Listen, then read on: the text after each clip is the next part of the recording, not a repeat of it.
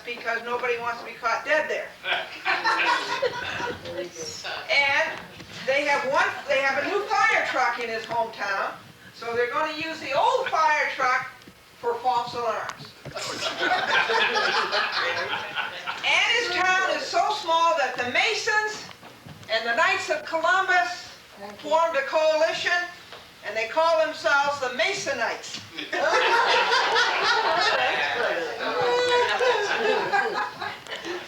And Mrs. Morgan asked the fourth graders, what would happen if suddenly the President of the United States died? Who would get the job? And little lady said, a Republican undertaker.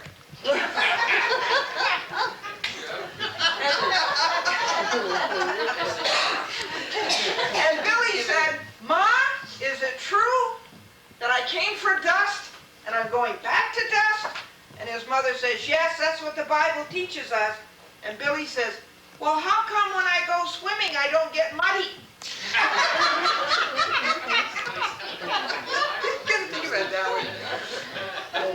Fred said, I don't want to go to school today. The kids don't like me. The teachers don't like me. The superintendent's got it in for me. Even the custodians don't like me. And even the school board wants to get rid of me. And his mother says, Fred, you have to go to school today. You are healthy. You have a lot to learn. You have a lot to contribute. Besides, you're 45 years old and the principal.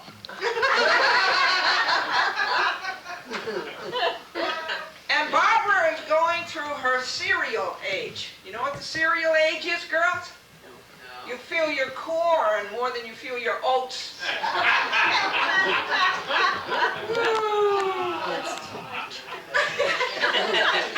You just got under them.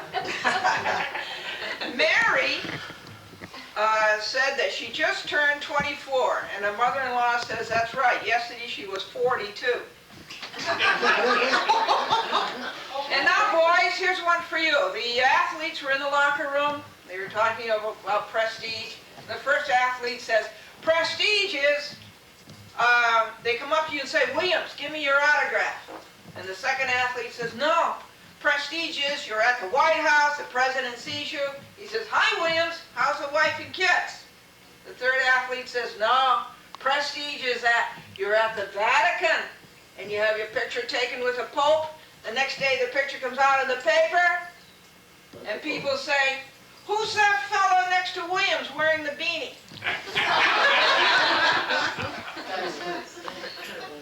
Sue said to the basketball star, gee, you smell good tonight. What do you have on? And the basketball star said, clean socks. And girls, what does a report card teach a parent? What does a report card teach a parent? You don't have to be a weightlifter to raise a dumbbell. And Tom is so upset, everybody, because he missed being a millionaire. 20 years ago, he could have been a millionaire. He had an opportunity to invest in Federal Express. He didn't do it because he thought it was a fly-by-night company.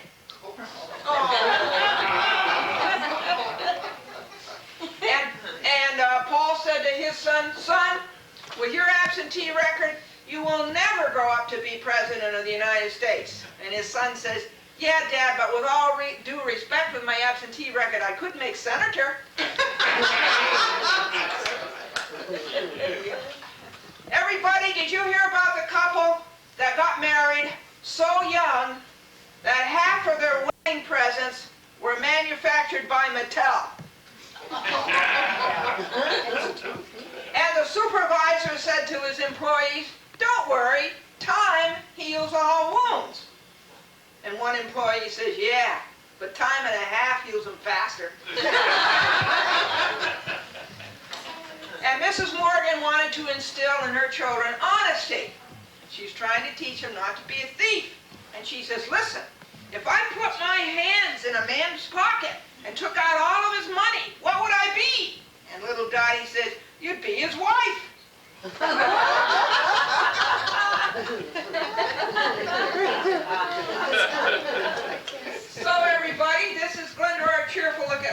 and we're at the Eastern Star in Harrison, New York, and I'd like to have you meet some of these people right here. What is your name? Betty, You're Betty? yes. Hi, Betty. How long have you belonged to Eastern Star? People that like the foundation, I like the philanthropy, I like everything. You love it, huh? Oh, good for you, Betty. And over Pro Tem Estelle Kane. And how long, do you belong to Eastern Star? Yes, I do. And what do you like about it? Well, I'll just say ditto to Betty. To what? And over here, we have now, what are you? Are you the matron? Yes. The matron. And this is Naomi Gedney Kyler. Right. Naomi, how does a person join Eastern Star today? If they are affiliated with Mason, or they don't even have to be affiliated with a Mason, now they can come in with, they have to be sponsored. You have to be sponsored You can be sponsored by a Mason. by a Mason. You don't have to have the affiliation with Mason at this time. You don't. And what are the great advantages of being an Eastern Star, Naomi? There's a lot of companionship. Yeah. There is a lot of good feelings. You do good jobs. And you have a good time, don't you? Yes, we do. Yes, you do indeed. And over here, what is your name? Patty. Patty? Are you some kind of a scribe? Do you keep notes? Or Secretary. you're the secretary. You want to look over there and tell? No. Anyway, Patty, what do you like about being an Eastern Star? The people, and Yeah. we do good work, we help other people. You do? Yeah. Yeah, that's nice. You help all kinds of organizations? Well, and we stuff? have a home in Oriskany, New York. Oh, in Oriskany, New York? Yeah, Well, that's up along the Mohawk somewhere. That's for our Yeah. elderly sisters, Yeah. and we help them out. Oh, that's nice, yeah. You all look nice in your white dresses. Let's take one more. Is there anybody who wants to volunteer information to the television audience about Eastern Star? Yeah, you. What would you like the folks to know about Eastern Star? Well, we're a charitable organization, and we follow golden rule, do unto others as you would have them do unto you. Can't be And if you go through life with this philosophy, Yeah. it sustains you through everyday life. Yeah, that's very nice. And your name is what? Shirley Hennigan. Nice to meet you, Shirley. Nice to meet you, Glendora. And who's this handsome gentleman over here? Are you a Mason? Yes, Are you? Tell us about the Masons. How can you become a Mason? you have to express a belief in a supreme being, and you have to ask the lodge to join. You have to ask a lodge to join. You'll never be asked. Like, if somebody wanted to be a Mason, they could come and ask this lodge? Yeah, well, they would ask the lodge. This is the Eastern Star. Yeah, I meant that. But isn't this where the Masons meet too? Yes, the Masons meet here also. So you could come up here and ask a Mason, huh? That's correct, yes. And find out about it. Very good. What's your name? Bert Daniels. Hi, Bert. And now, folks, over here, excuse me for passing you in front of you. Your name is what? Virginia. Hi, Virginia. Daniels. Oh, that's fine. That's the other half of the bookends. Yeah. The other half of the bookend. Virginia, tell me what you like about being an Eastern Star. Fellowship, Yeah, the charitable works. yeah, that's nice. Anybody else want to say a good word for the Eastern Star? Did you get a look at everybody? Touch of Bob here. Bob? Are you Bob? I'm Bob. Hi, Bob. Hi, how are you? I'm good, thanks. How are you? Oh, very You good. appreciate a good joke, I know that. Oh, yeah. Yes, I am. You're not a Masonite. Well, no, not quite. Tell the folks about the Masons, Bob. Well, it's a fraternal organization, and it's an organization that tries to do good to help fellow man. They also have a home up in Utica, New York. In Utica. That's Yeah. not far from Oriskany. No, about 14 miles, I'd Yeah. say. And they help the aged if they can, as best they can. They also have a Research laboratory. yeah, a what? A A research laboratory up there that deals mostly with the infirmities of old age. Really? Yeah, and it's known throughout the world. Yeah. Bob, what's this pretty pin you've got with all diamonds in it and everything? Oh, yeah. That's just a Masonic pin. It's a Masonic pin. Right. Yeah, it's very classy. What's your name? John. Hi, John. How are you? All right, thank you. You come every meeting, don't you? I do. Yeah, right. You live in Harrison? No, I'm in Rye. In Rye. Well, When you're walking. How long have you been a Mason, John? Since 1950. Nineteen- You can figure that out. 39 years. And next to John is Artie, Artie. Hi, Artie. You do a good job of holding the door open. I do that all the Yes, you do very well. And how long have you been a Mason, Artie? Been a Mason 47 years. 47 years. Bless Only, your heart. only in the Star 10 years. In the Star 10 years. Let's made enough let's trouble. not go into that. I made enough trouble. Don't go into that.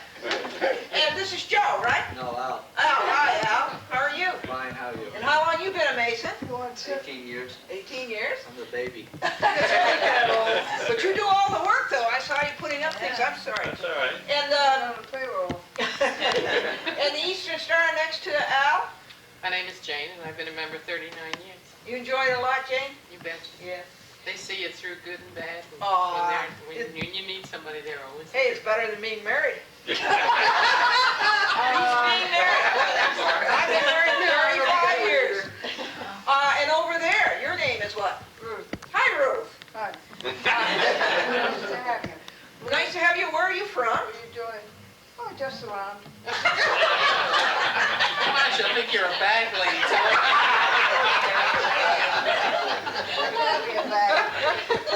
Well, as you can see, folks, the Eastern Star do have a good time. What's your name? Carol Giollo. Hi, Carol.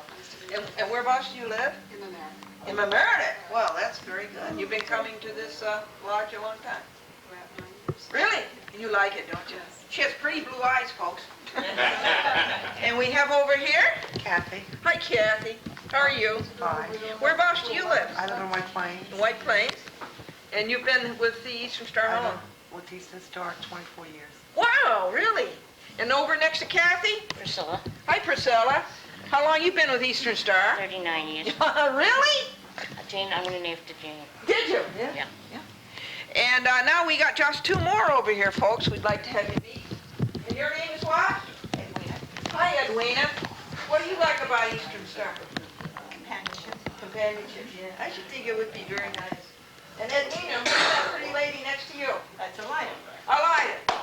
Well, okay. Well, everybody, we've been at the Eastern Star meeting at the Masonic Lodge in Harrison, New York. And we've had a wonderful time with all these people, and I bet you have too. And this is a chat with Glendora. Bye-bye, and be as nice as you can to everyone.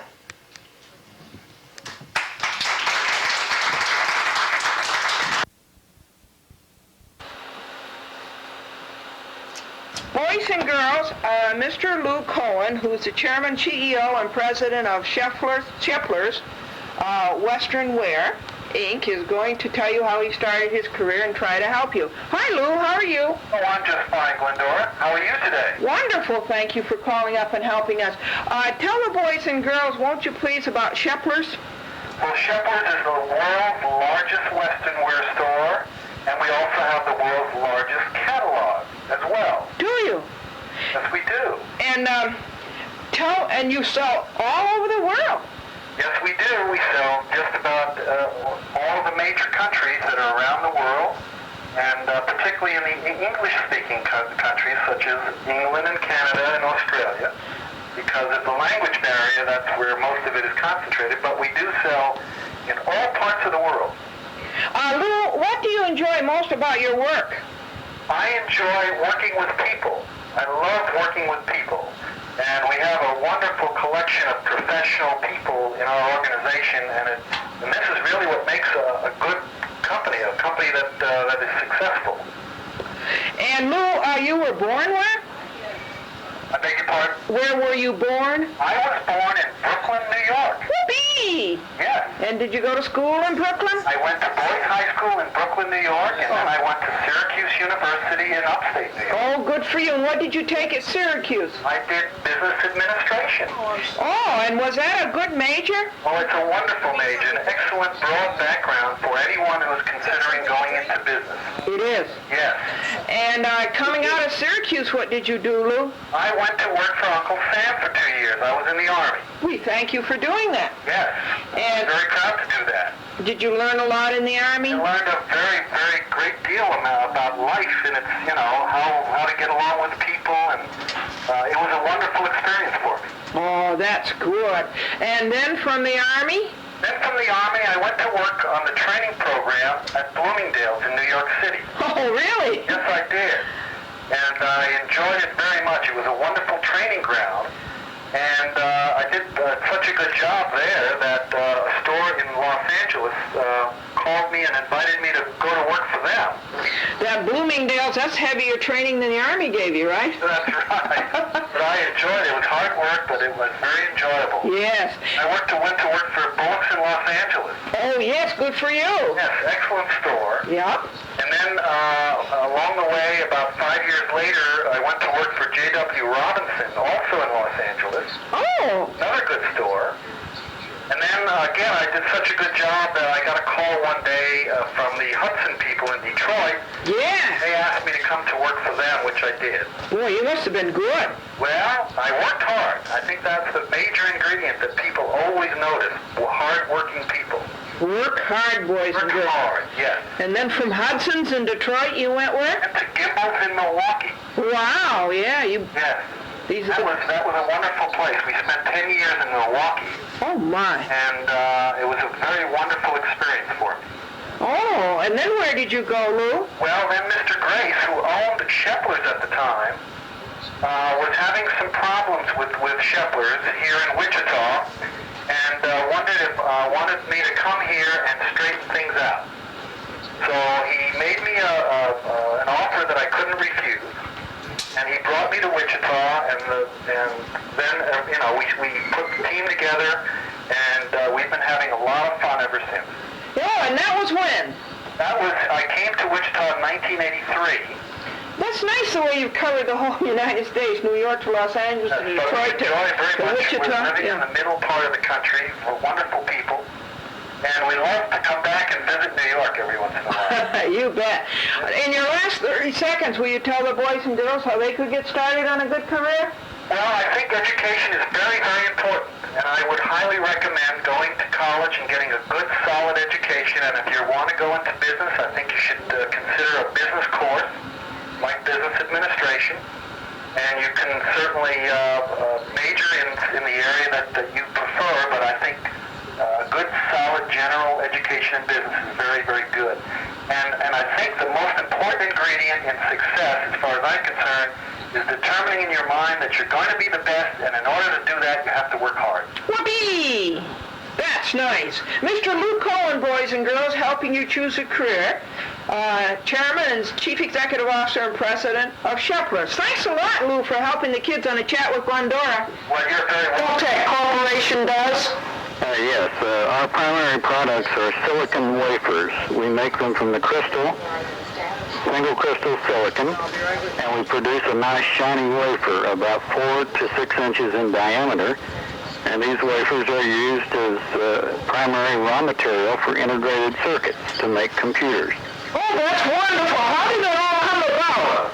Well, actually, it started off years ago in Europe in the formation of crystal, and then in the 1960s, some people in the United States decided there's a way to replace the vacuum tube and the radios and produce integrated circuits.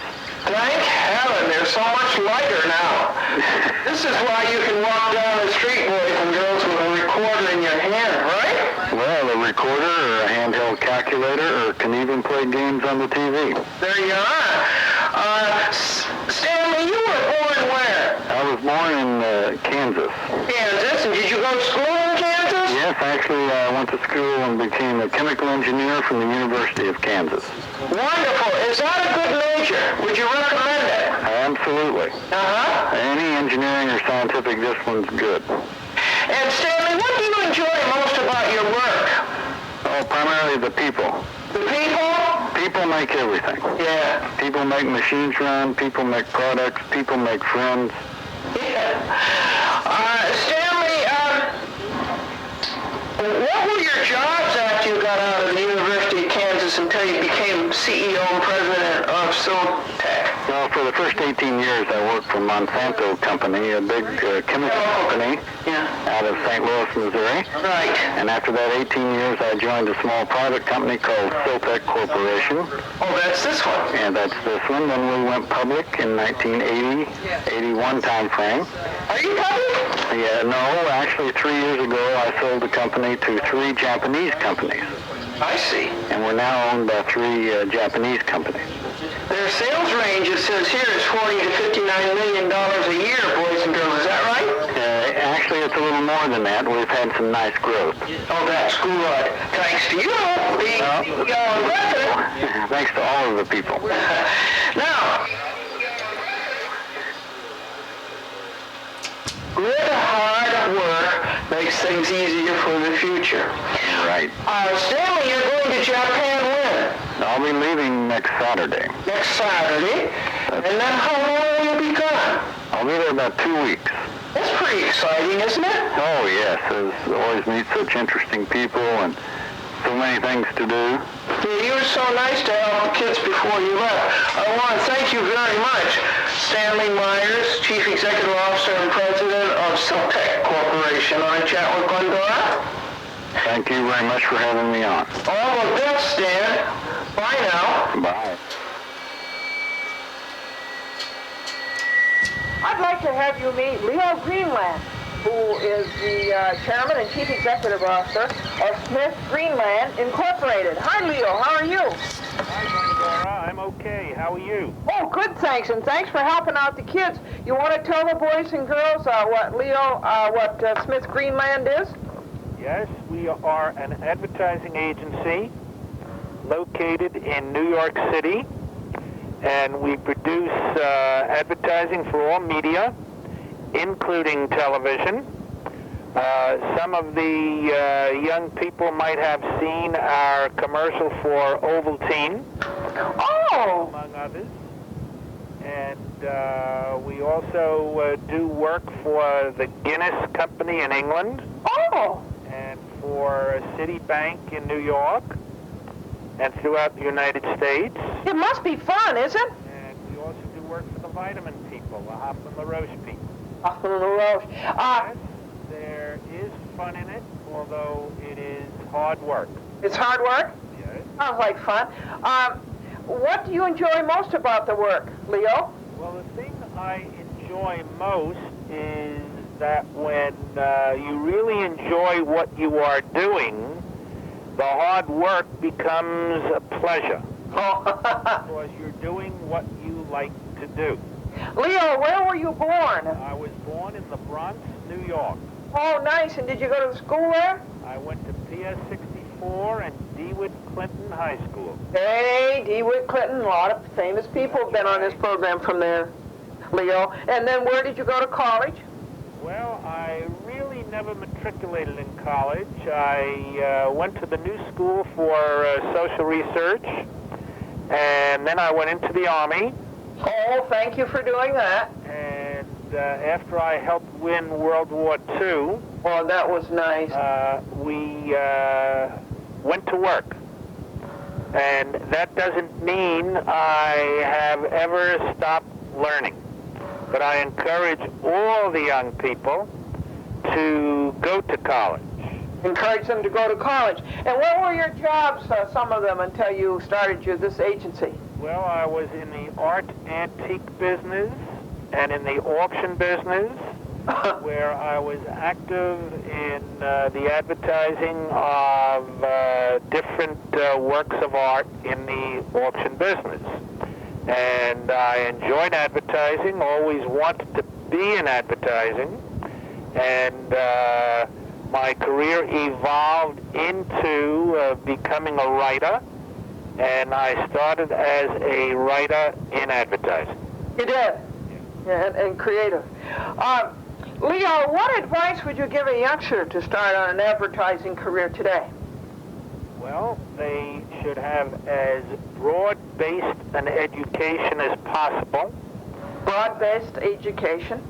During the summer, they should try to get a job selling something, whether it's in a retail store or whether it is house to house or newspapers or whatever. So they get sales experience and meeting people. They have to like to be with people and talk with people and have an understanding of what the other person would like to have happen in their lives. Okay, a lot of people have that, but what makes them a success in advertising? Diligence, stick-to-itiveness, and the enjoyment of doing the work. As a man once told me, if you never want to work a day in your life, find something you like to do and do it. And it doesn't become a laborious thing that many people unfortunately fall into. Oh, yes, indeed. Mr. Leo Greenland, boys and girls, Chairman and Chief Executive Officer of Smith Greenland Incorporated, thank you so much for helping out the kids on a chat with Glendora. My pleasure. Good luck to them all. Oh, thank you, Leo. Bye now. Bye.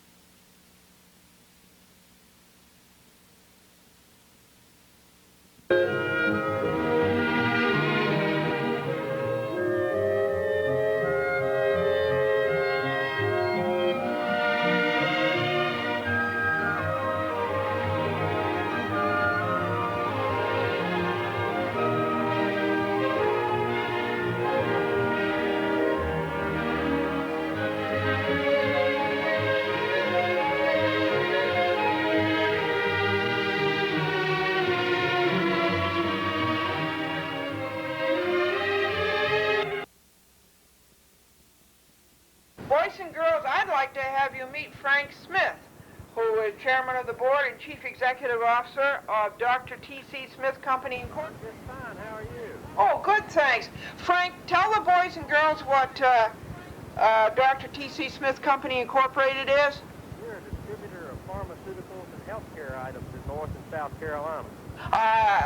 Could you give us an example? Well, we sell pills. I'm sure they're all no.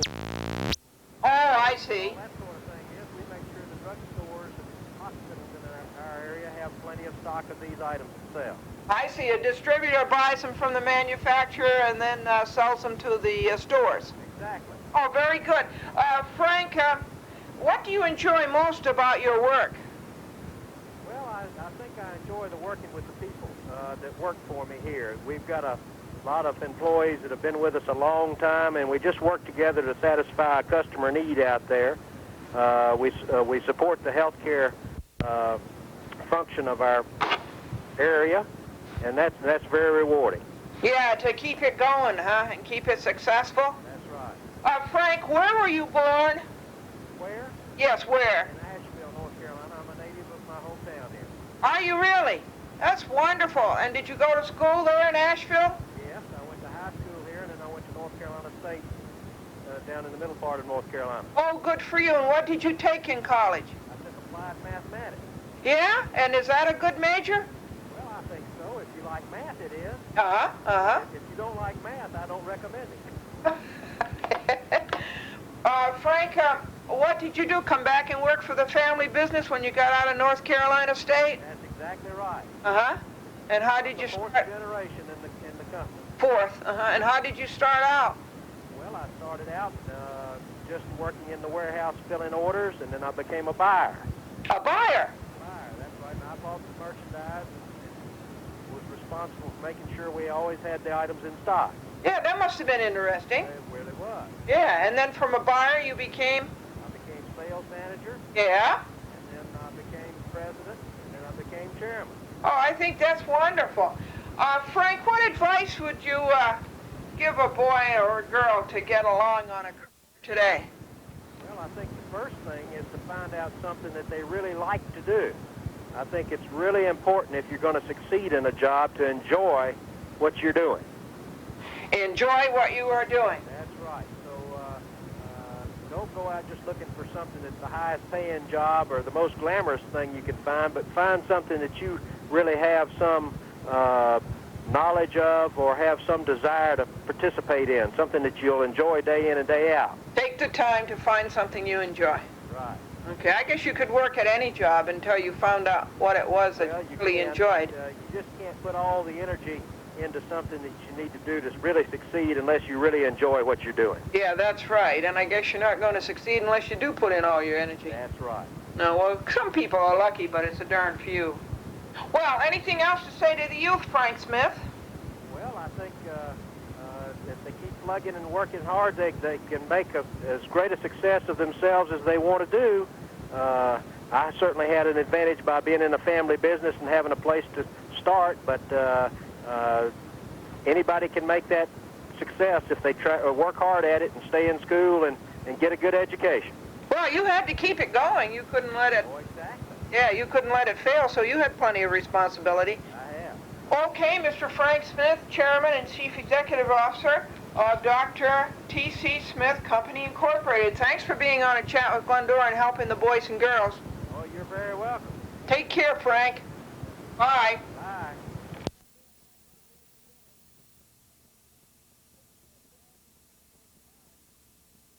Aim of this week. The following people and companies didn't care anything about helping you boys and girls choose a career, and the people who said they wouldn't were also very, very unpleasant about it.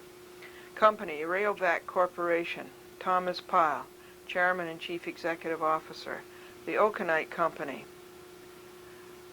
Victor A. Vaggiano, Chairman and Chief Executive Officer and President. Scudder, Stevens, and Clark. George S. Johnson, Chairman of Board, President, and Chief Executive Officer. The Schramm Advertising Company. Mr.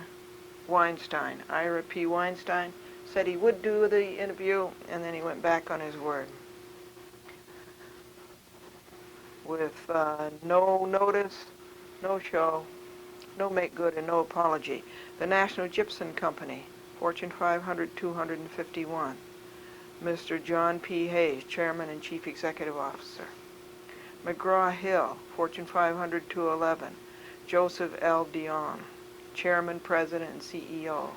Chicago Pacific, Harvey Kapnick, Chairman, President, and CEO.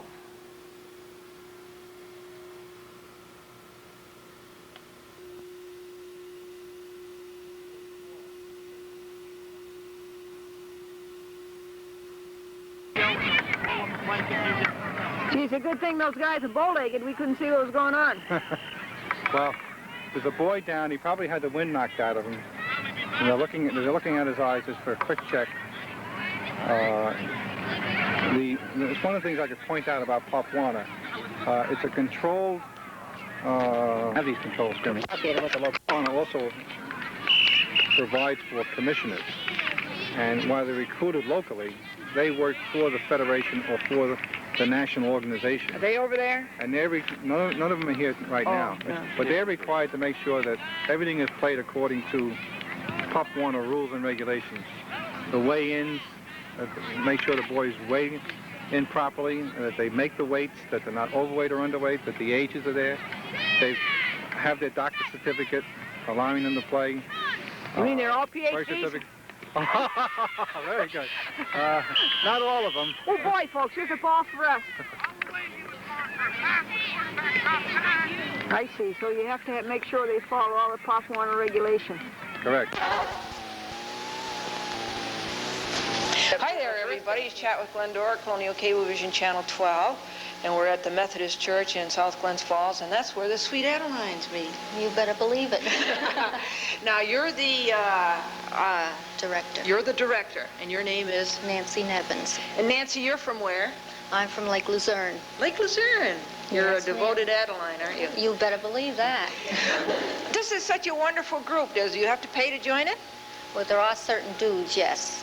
But we try to work it out so that each girl just has to pay so much each month.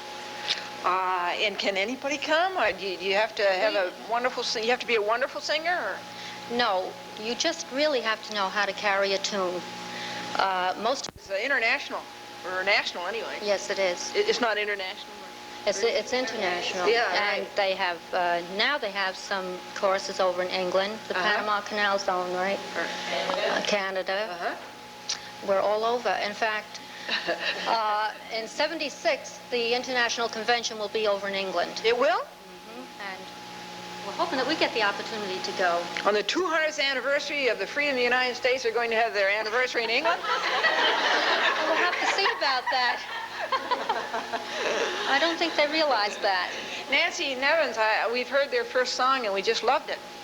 Thank you very much. Would you like to hear us sing another song? Oh, yeah, very much. Well, there's one favorite that we love to sing, which was made famous by Carol Burnett, called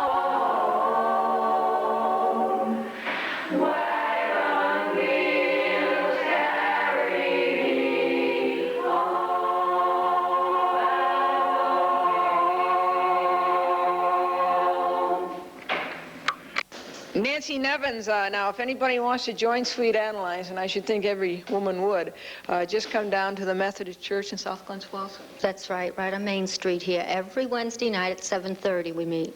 And we welcome anybody from any place. If they live in any areas where we are, we would be very glad to pick them up. Really? Yes, ma'am. Well, we have a couple in Los Angeles, California. None of us come from Los Angeles, do we? No, folks, it's very easy to find. You go to the junction of routes 9 and 22, and it's 1 block from there, isn't it? Just about. Just about, yes. At the Methodist Church in South Glens Falls. Well, it's really great. Now, I think you wanted to tell us that, what was it, the important point you wanted to make? Well, I think that lots of people think that barbershop harmony is confined to certain songs, which now, I guess at one time maybe it was, but nowadays we have many fine arrangers. And in our chorus we have an up-and-coming arranger, Judy Dwyer. Who's that, Judy is right here. Oh! Starting to arrange songs. Hi there, everybody. It's a Chat with Glendora, Colonial Cablevision Channel 12. And we're up at the North Queensbury Volunteer Fire Company. And you're going to meet all these people in just a second. First, when I was picking up all my equipment to go back to studio, he says, Glendora, he says, you hear about that Adirondack hot air balloon festival? He says, boy, he says, that's something for you to cover. He says, you really ought to cover it. He says, they have these great big balloons filled with hot air. And I'm looking at my equipment down here, and I said, are they Republicans, John, or Democrats?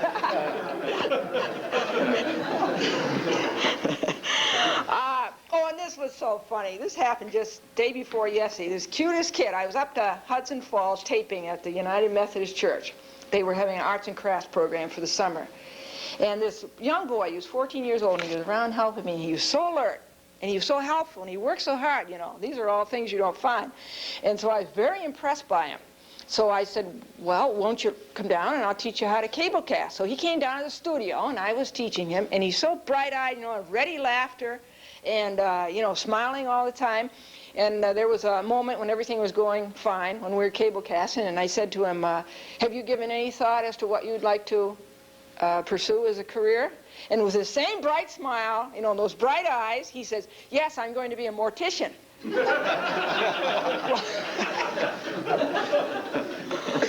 Security income under Social Security office. I was saying that our people, rural people, are too proud to go on welfare. So this is in Hamilton County, folks.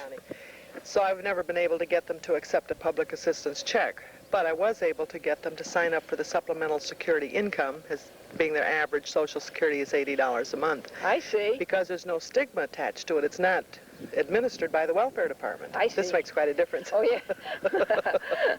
The welfare department seems to have a stigma attached, and, and people are just too proud to ask for help. Not me.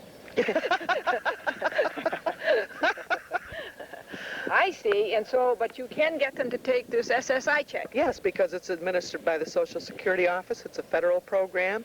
You do not have to be questioned. Once you're on, you're on. You don't have to be recertified every 3 months. You don't have to bring in all your receipts. Field at 6:30, sharp. Would you explain to her, Joe, some of the player positions that we're looking for where we have openings? Well, we're looking primarily right now at some running backs. We've been depleted in our running back core through injuries. And right now we are looking for running backs, and we need some running backs. And we would be very interested in anybody who would like to come out to give it a shot. We're also looking for some deep secondary men to play the defense.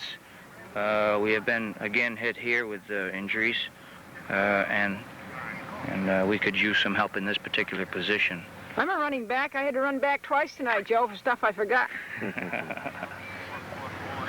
It is not even time wasted, because if you have been talked into it, which can happen many times, and you go home and all of a sudden your husband, well, you know, he's the one you have to please, or a boyfriend or whatever will say, gee, that doesn't look like you to us.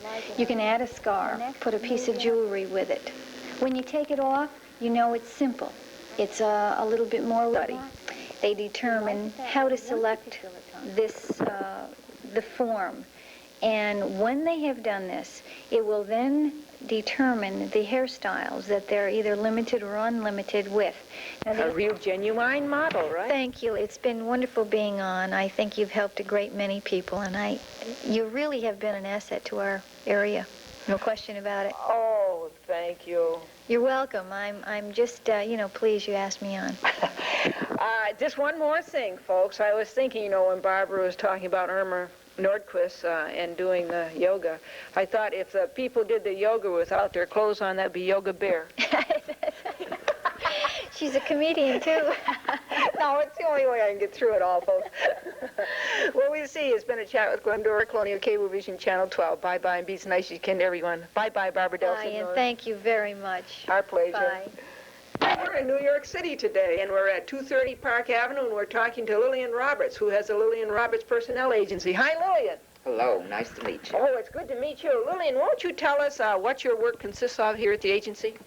Well, primarily it's placing people for major corporations, placing them in areas of advertising, marketing, market research, to try to focus onto something that has to do with business. If, however, they have particular skills, let's say in the arts, that's a whole other thing. If they don't have any particular skill, the smartest thing they can do is get a degree in, well, they can get a degree in economics, which is much more nitty-gritty than the language degrees. Unfortunately, too many of the fine arts majors, people who major in English, unless they expect to teach. I see.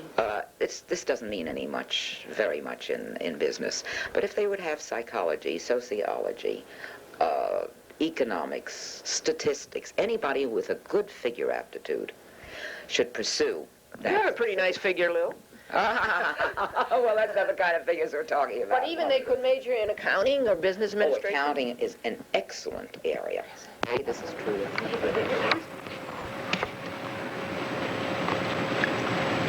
Charlie Blatchley hitting again. Did a little better with that one. Yes, he did. Yeah. That's Ernie's son off to the right. And Ernie with the hat on. Ernie Higgins, Dr. Ernest Higgins with the hat. Right. One of our local dentists. He should know a lot about a hole-in-one. That's right, he should. I have to listen to this all the while, This has got to be Steve Muller, is that right? Yeah. She also had to take a government license and test to drive the vehicles too before. Oh, she did? Yes. How long has she been working for the post office? Well, she's just ending up her summer employment, approximately 3 months. Huh? And then what other types of duties does she have? She makes the evening collections, the business collections. It's the collection box is the main part of the street, of the city. She also is able to dispatch mail inside, working on cases with other clerks. Television Channel 12. And we're in New York City at 1330 6th Avenue, Avenue of the Americas, between 53rd and 54th. This is ABC, the American Broadcasting Company. And we're in the office on the 20th floor of Mary Jean Parson. Mary Jean Parson, she is the Assistant Director of Employee Relations for the American Broadcasting Company. Hey, Mary Jean, a tuition refund policy. So if a person is going to an accredited college or university in a business-related course, ABC picks up the tab, and we have a number of benefits, along those lines. And I said I certainly wished I'd gone to work for ABC at the age of 17, had them pay for all that rather than kill myself to get an education. We want to get the most we possibly can out of it, and there's nothing worse than an unhappy employee or a non-productive employee. So it's a rather obvious good employer relations to do so. Mary Jean, won't you talk frankly to the boys and girls who are friends up in the Glens Falls area and tell them about careers in broadcasting, what they should train for and how they should prepare themselves and what they should be looking for, like hard work? You mean tell them all those depressing statistics? Yes. Carmer, a teenage drug drop-in center where people try to help teenagers with drug problems. Right. So, we really do like to emphasize the prevention and that it's really important that that people learn to understand one another and how to accept each other and these kind of other skills I mentioned. Yeah, like the old saying, an ounce of prevention's worth a pound of cure. Exactly. How long have you been a gold miner? A gold miner? Well, my boss thinks forever. And my husband thinks forever. No, what is a gold miner? No, well, you said before you were a miner. I thought you meant a gold miner. So I thought I'd kind of cut. No, I meant I was under 21. I thought so. Or is it under 19? Which is a minor nowadays? I don't know anymore. And your name Man again? is able to render first aid. He is protected under what they call the Good Samaritan law, just like a doctor is. Training and all. That's to join. That's right. And like I say, along with our fundraising drive, we are also appealing for members. And we any time during the year, not just now, but any time during the year, we're always looking for new people. Yeah. Maybe so, but anyways, the rest, we have had over 18,000 runs. Is that right? Yes. And we have gone, the mileage-wise... That's more than my pantyhose have had, folks.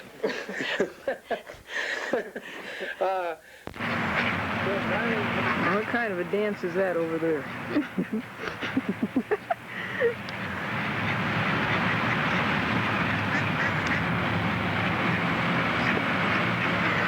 That one must be a cable TV president.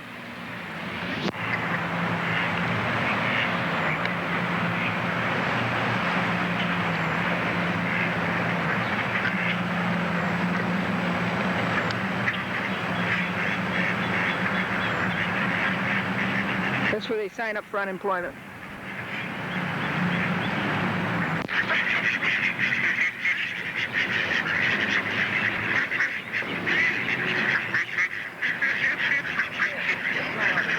This is what I do to you folks. I hand you out corn every day at 6 o'clock. I get the button on.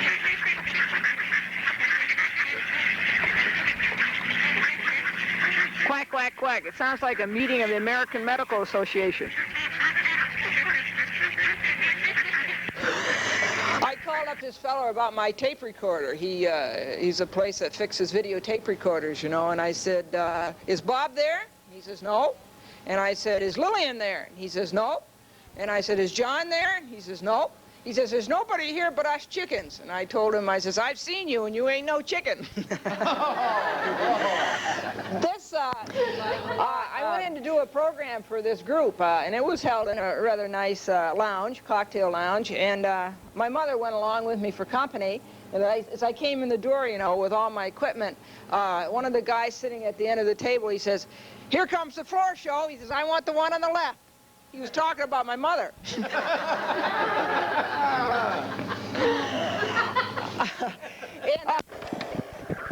This is a meeting of the League of Women Voters. About 5 or 6 months prior to convention, the local leagues are asked to decide within their own groups what they feel the league should be studying or just what direction it should be taken. And these are all sent into the national office from all across the country, so that we have this grassroots idea, which is so important to our organization. We're sitting right on the grassroots. We sure are.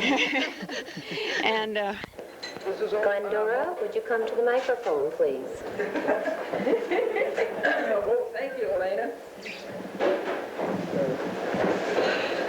You got in there. I don't think I can.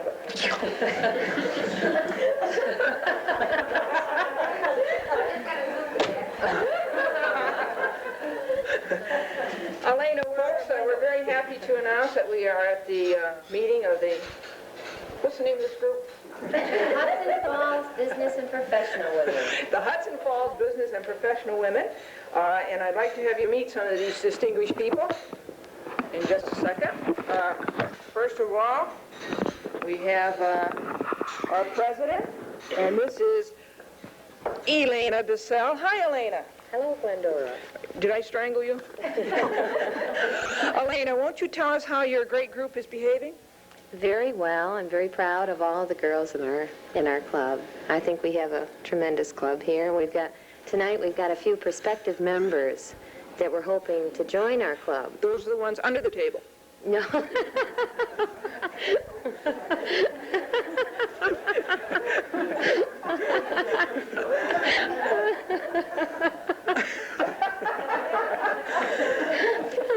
Well, gee, and Elena, you belong to it how long?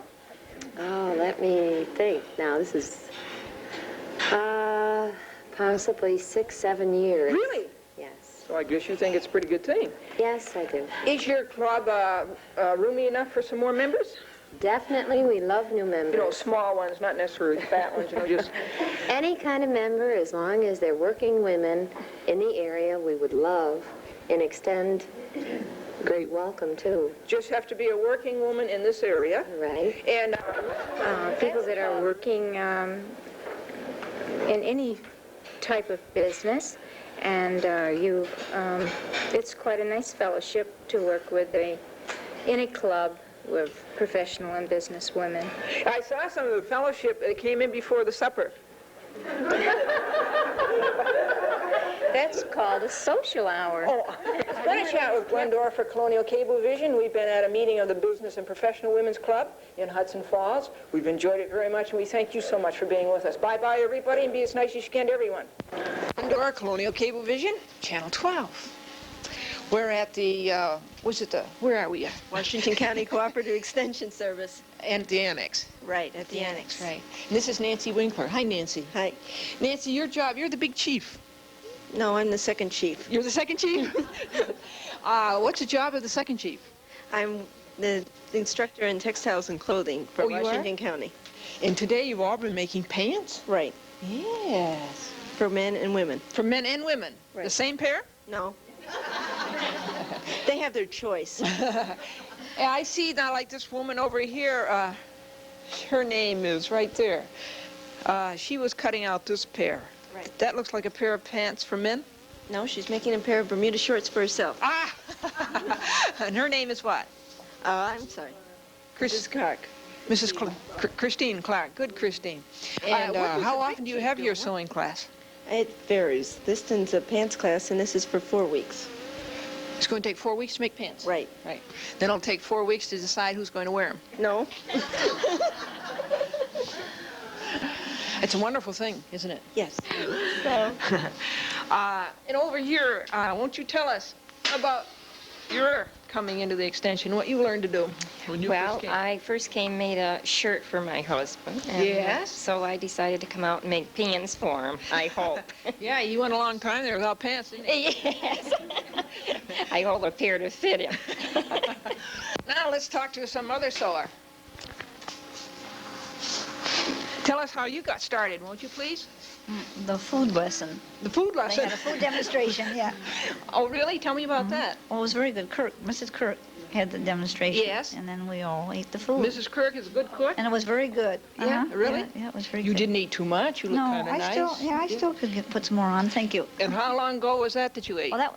About 4 months ago, wasn't it? About 4 months ago they had the lesson.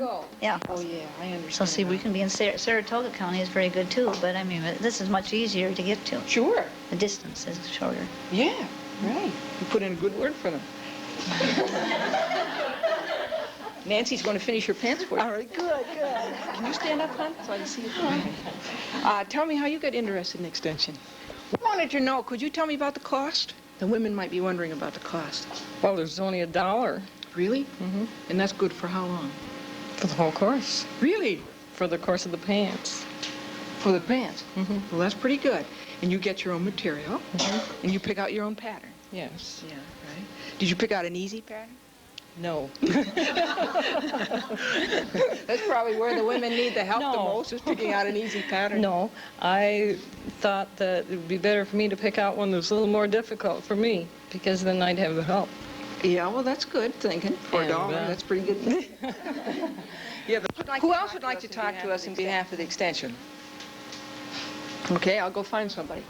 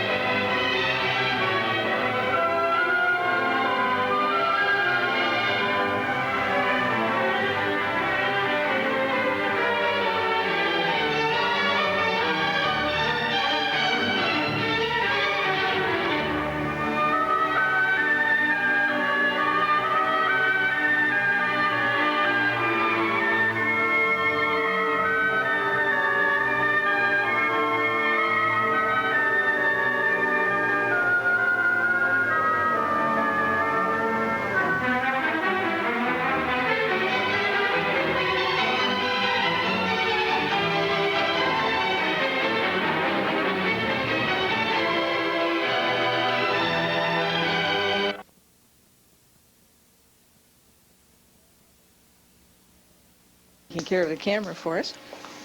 Hi, I got you.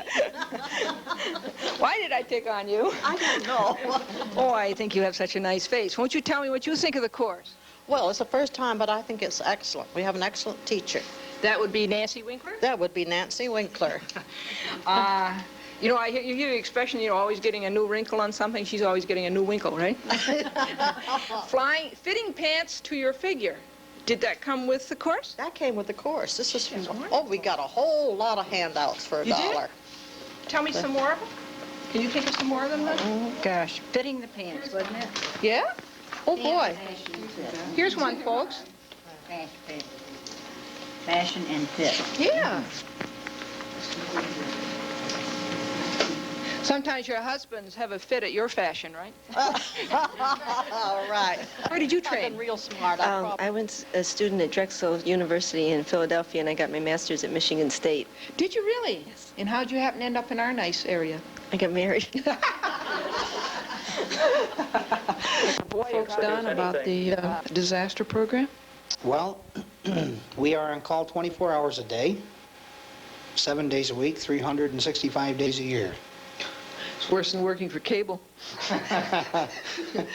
There is just enjoying, helping them to enjoy getting out, in and out of the water. Kay Morrissey, she's one of our volunteers. Everybody in here is a volunteer with the exception of Tim over here on the right. He's on the staff. Tim Webb. And way over... That's good. I'm glad you had one pair of web feet. Yeah, very good. It's a decision in your own life. When I talk to MHA groups, sometimes I chide, sometimes I praise. Other places say youngsters going into the field. What's it like to be emotionally ill? Understand me as a person hurting. Don't look at me as a statistic or a patient. So I like to know my schedule when I come into an area so that I can sort of mold it around to best fit the situation. This is probably the moldiest conversation you ever had. Nancy... Saying, I understand how you feel. So here are some pointers as to how to visit a mental patient so that you can get over that awkwardness. Nancy, that's wonderful therapy to go from the negative to the positive. Can you tell us about that therapy? For me, it took the form of psychoanalysis over an 18-month period. I feel very strongly that for me, that one-to-one dialogue was helpful. First of all, he sat a long time silently and let me work to the point where I trusted him. Then after that, he let me take out all the garbage. You know, that's the why I am as I am. I'm going to blame everybody and everything. And then when it was finally all out, he said, well, all right, now I'm going to take you by the scruff of the neck and turn you around inside. And you're going to face that person you've been running away from for 32 years, and we're going to start to develop the potential you do have. Now, he didn't say it in those kind of words. It was more action, you know.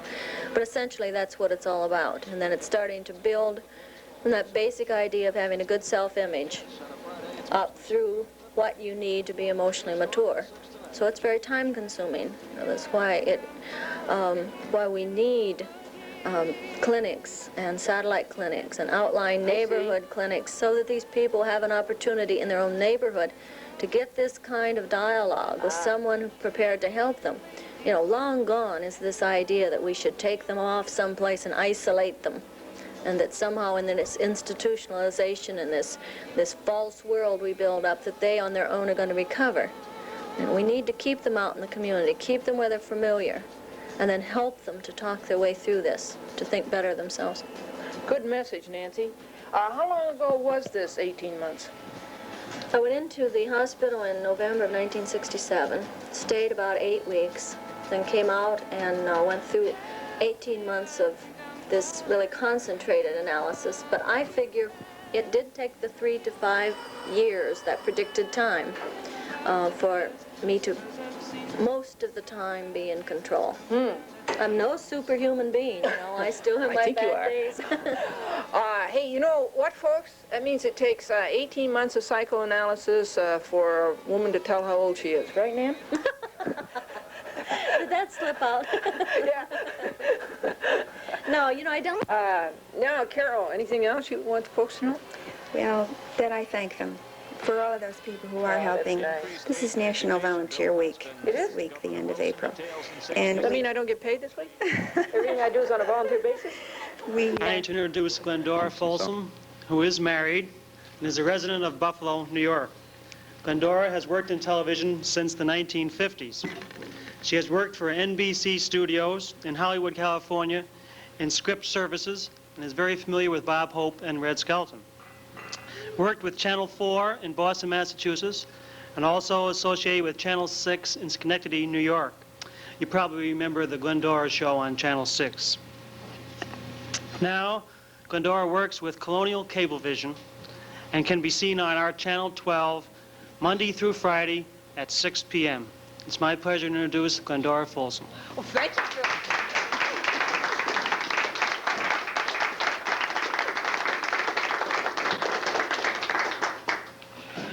Thank you very much, Hudson Falls Kiwanis.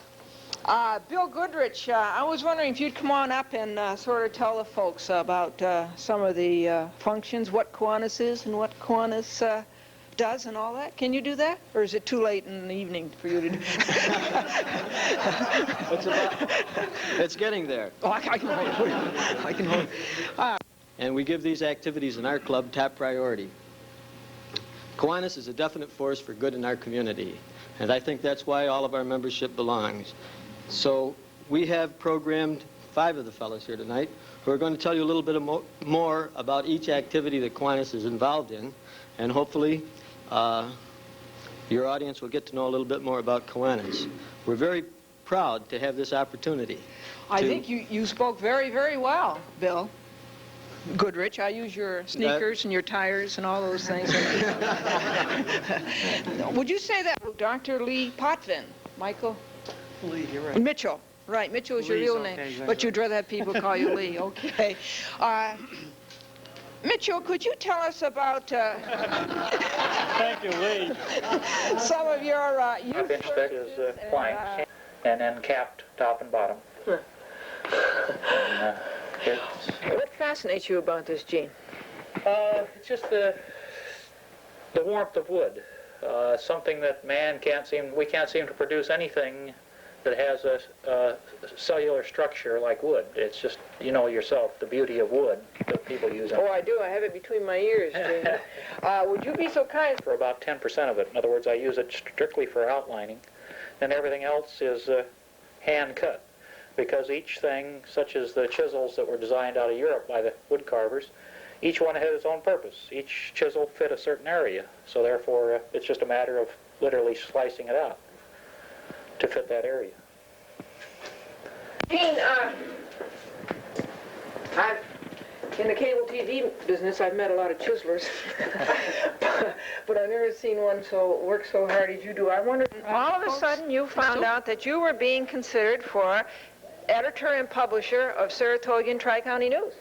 Right, and I'd sent him a proposal from one of the organizations I'm involved with, and I figured he was ready to comment on it. So I got back from the Girl Scouts, and I called and said, Jack, I'm back in the office, and he says, okay, I have to find out when Mr. Newhart's ready. Newhart is the president of the Gannett Company. Newhart?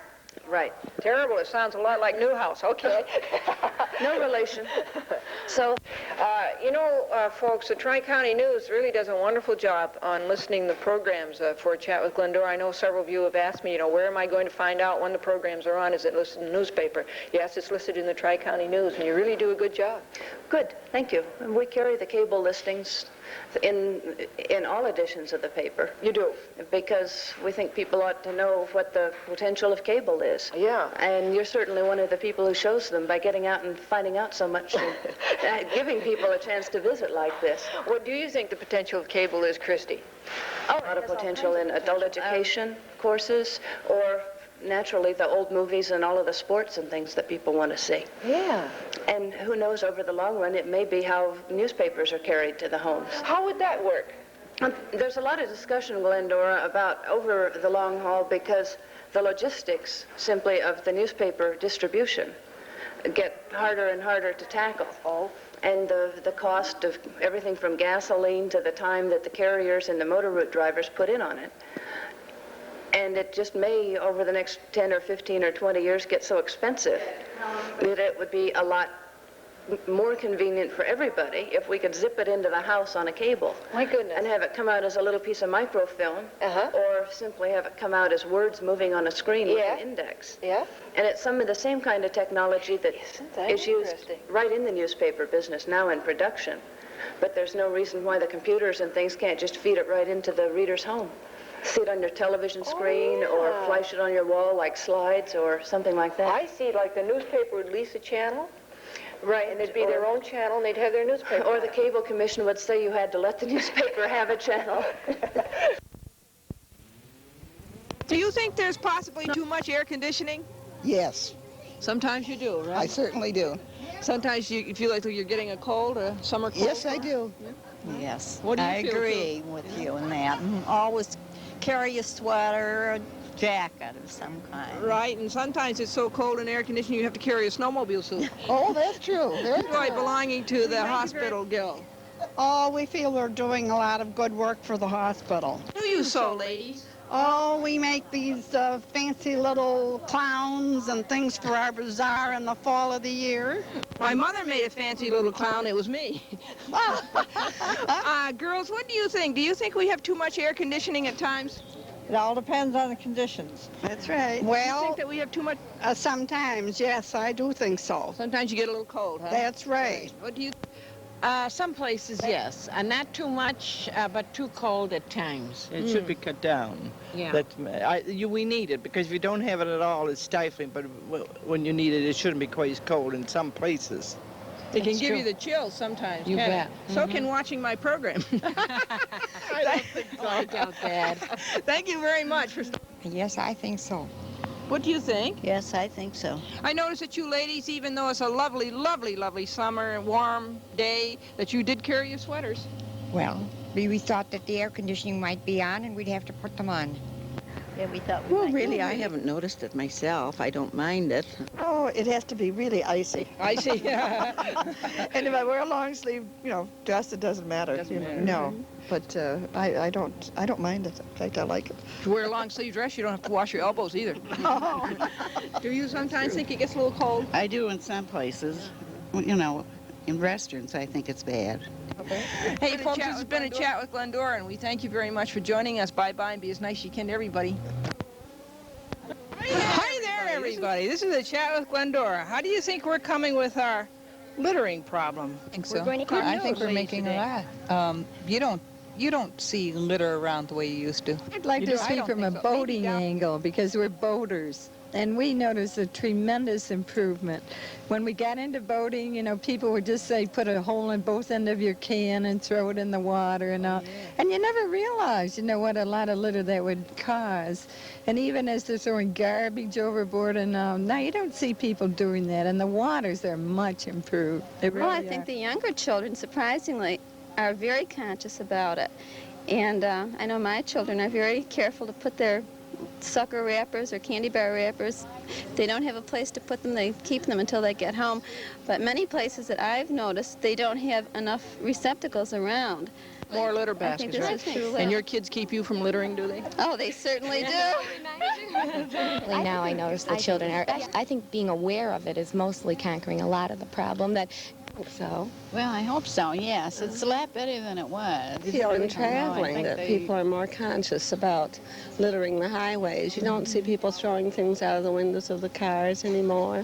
Well, I think to some degree we are, not as much as we could be, but I think if you had more places to put more glasses and receptacles. I know we saved glass for over a month, and when we went out, the place was gone. I saw on television a college out in California. Yeah. Which Yes. she had a program, a little trash can on wheels, and it has That's turned clever. it into a game at lunchtime. Oh, so really? that the kids are, using them rather than just dumping. Yes, right. Here in New York, we have trash cans on wheels. We call them Volkswagens.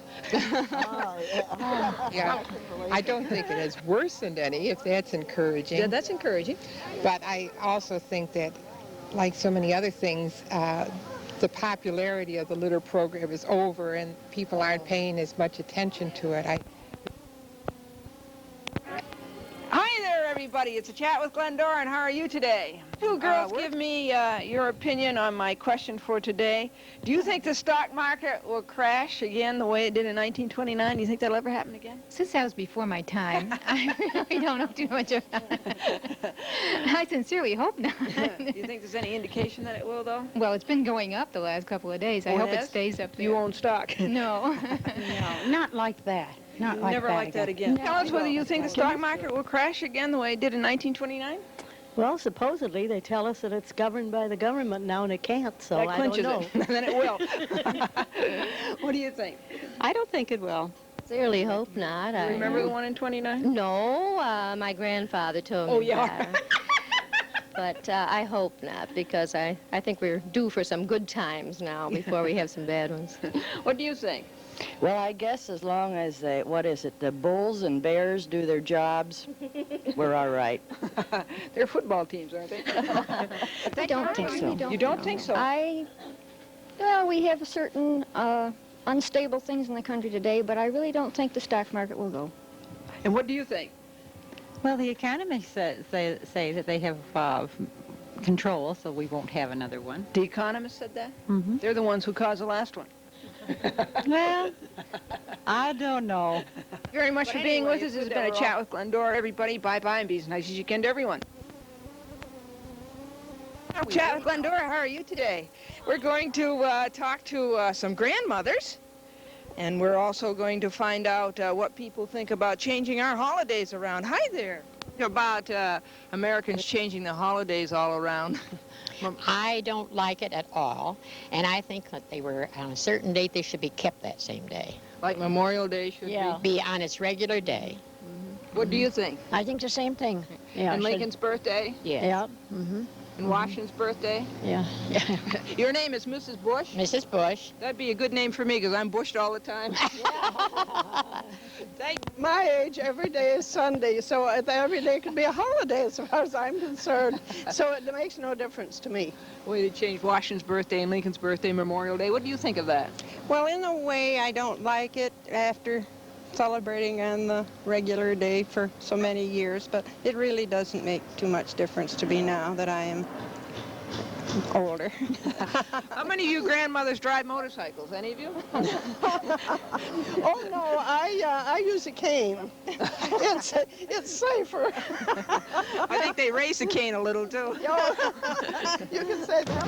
Well, I think it's kind of confusing as It's nice for the people that work. It gives them a long weekend. And as far as I'm concerned, being a grandmother, it doesn't really matter too much at all. No, grandmothers are independently wealthy. Oh.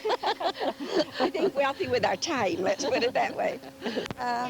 I don't care too much about it. I'm older and I like things the way they are. I can understand the younger people wanting to change, but for me, they could stay as they are. I like things the way they are, except for being so expensive.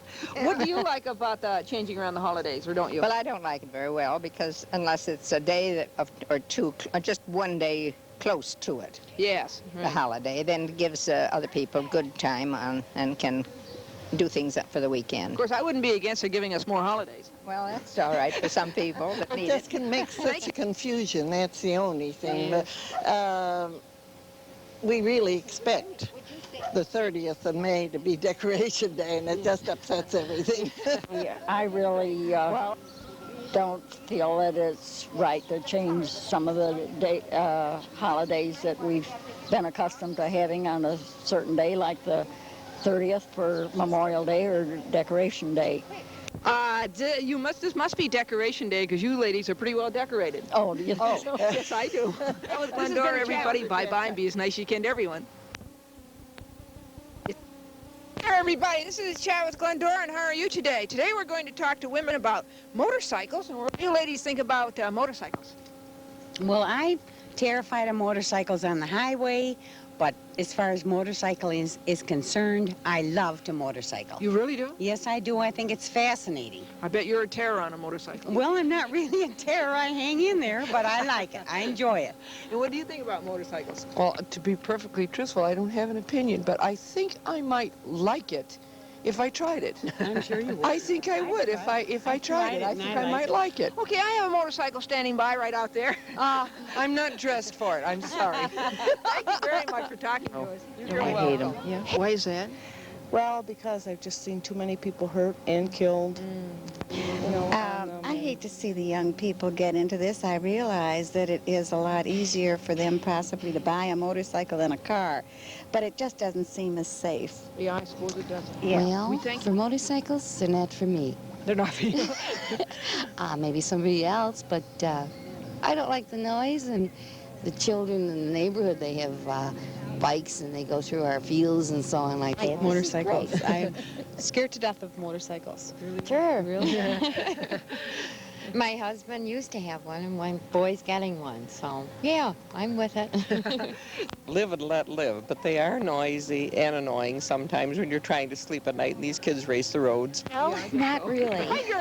However, I think I'm getting to a point where I feel I have to accept them. I have a 20-year-old daughter who is dating a 23-year-old young man who sold his car to buy a motorcycle. And One he's don't. extremely I cautious. remember my nephew was crazy about motorcycles, and every time I knew he was out, I was just absolutely out of my mind. Chat with Glendora, everybody. Bye-bye and be as nice as you can to everyone.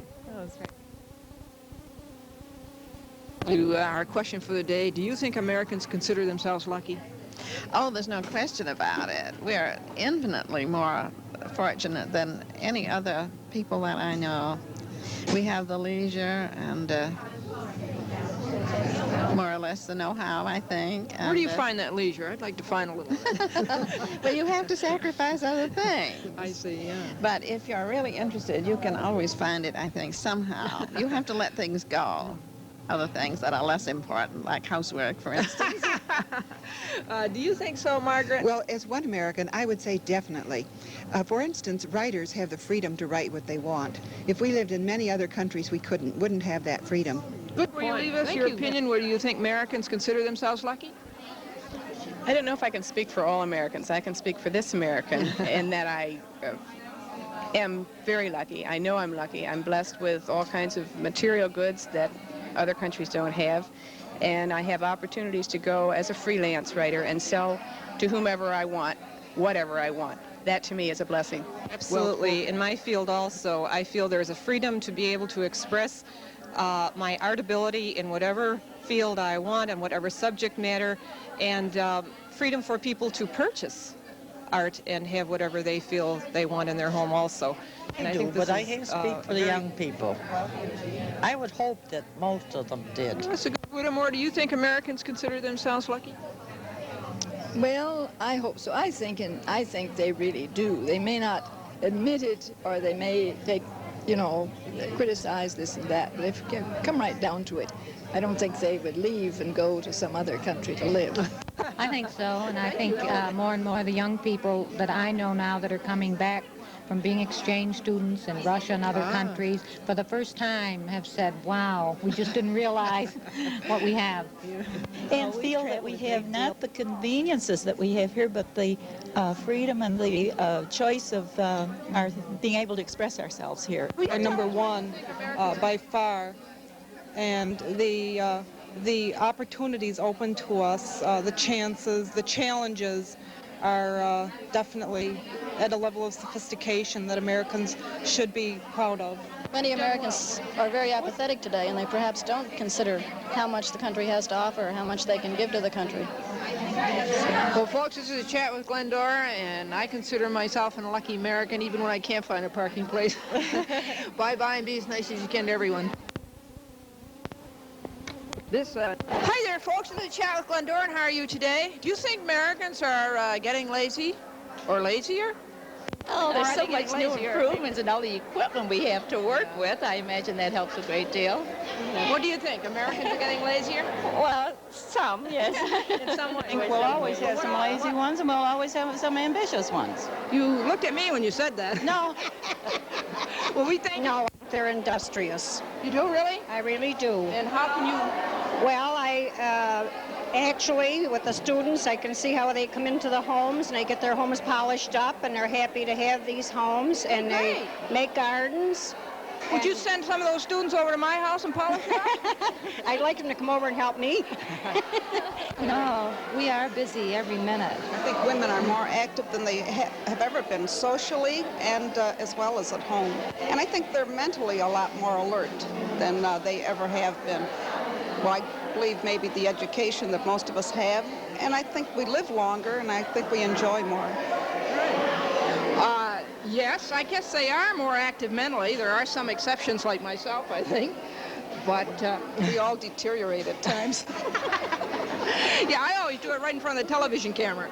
A very nice person is 92 years old. Oh, excuse me. Not 92, 93 you are. Yeah, 93. 94 in December. Do you think that Americans are getting lazier? Well, I do. I think there isn't enough activity around in different places for the different people, because we have a lot of people that play cards and do different things, And I think we should have more activities. We've got to have more activities to keep this 93-year-old occupied, right? We thank you very much. I've been going all my life, all along, I belong to everything.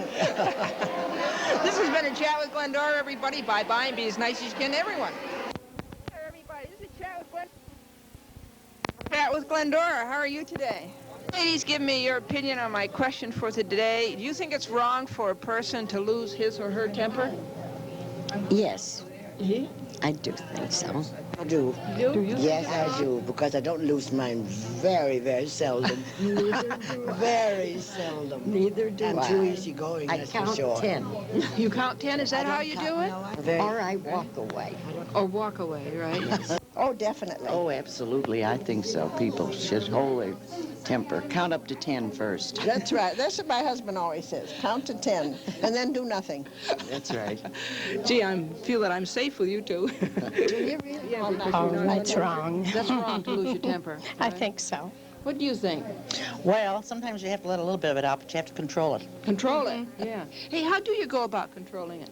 Well, you have to put a stopper on it before it gets too far out of hand. Yes, right. The best thing, I guess, is put tape over your mouth. And think twice before you speak Think once. twice, right. Thanks for Definitely, we should try not to. Sometimes it's tough. Sometimes it's tough. Particularly when you pay your income tax. Oh, yes. Oh, yes. What do you I think? agree with you, too. I agree 100%. Yes. No. I do. Once in a while, you have to explode. Yes. It's good sometimes to get out of your system. Yeah, right. But I don't do it often. Well, I you very said much for not that any high-spirited or any spirited person is bound to lose his or her temper once in a while. I don't think you'd be normal if you didn't. If you don't have any temper, then you have no personality. Right. But you don't have to be hot-headed about No, it, you know. I'm not. You don't want to be Yeah. nasty about it or But, anything. you have to flare up once in a while. Yes.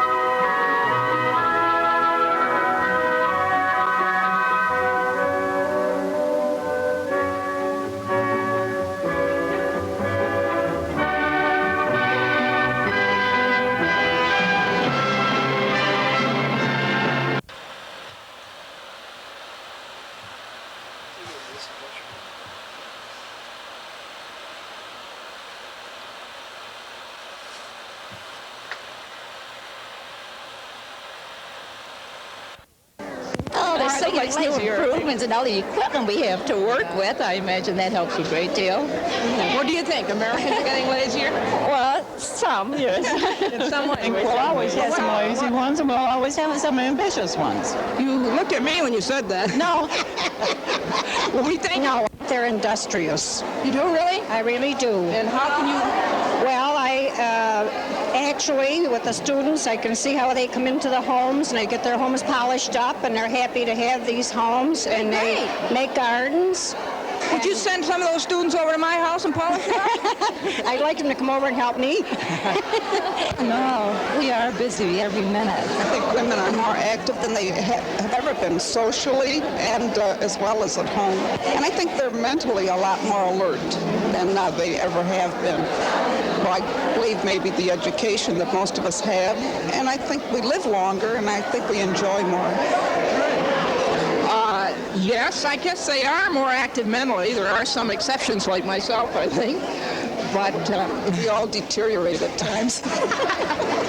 Yeah, I always do it right in front of the television camera. A very nice person. is 92 years old. Oh, excuse me. 4. Not 92, 93. Yeah. 94 in December. Do you think that Americans are getting lazier? Well, I do. I think there isn't enough activity around in different places for the different people, because we have a lot of people that play cards and do different things, you know. And I think we should have more activities. We've got to have more activities to keep this 93-year-old occupied, right? We thank you very much. I've been going all my life all along, and I belong to everything. This has been a chat with Glendora, everybody. Bye-bye, and be as nice as you can to everyone. Hi, everybody. This is a chat with Glendora. Chat with Glendora. How are you today? Ladies, give me your opinion on my question for today. Do you think it's wrong for a person to lose his or her temper? Yes. I do think so. I do. Yes, I do, because I don't lose mine very, very seldom. Very seldom. Neither do I'm too easygoing, I that's for count sure. 10. You count 10? Is that how you do it? Or I walk away. Or walk away, right? Oh, definitely. Oh, absolutely. I think so. People should hold their temper. Count up to 10 first. That's right. That's what my husband always says. Count to 10 and then do nothing. That's right. Gee, I feel that I'm safe with you two. Do you really? Yeah, That's wrong. That's wrong to lose your temper. I think so. What do you think? Well, sometimes you have to let a little bit of it out, but you have to control it. Control it? Yeah. Hey, how do you go about controlling it? Well, you have to put a stopper on it before it gets too far out of hand. Yes, right. Best thing, I guess, put tape over your mouth. And think twice before you speak once. Right. Thanks. Definitely. We should try not to. Sometimes it's tough. Sometimes it's tough. Particularly when you pay your income tax. Oh, yes. Oh, yes. What do you agree with you, too. I agree 100%. Yes. I do. Once in a while, you have to explode. Yes. It's good sometimes to get out of your system. Yes. But I don't do it often. Well, Thank you very much, Bernardi. that any high-spirited or any spirited person is bound to lose his or her temper once in a while. I don't think you'd be normal if you didn't. You don't have any temper, then you have no personality. That's right. But you don't have to be hot-headed about it, you know. I'm not, you don't want to be nasty about it or anything. You have to flare up once in a while. Yes. I like Because life isn't an even keel anyway. You stumble across things that irritate you occasionally, and maybe you show a display of temper. But it gives that an opinion. Yeah, I think it's good. Even in 5 o'clock traffic. Yes, and true. Well, even the traffic right now. This has been a chat with Glendora, everybody. Bye-bye, and be as nice as you can to everyone. Hey, ladies.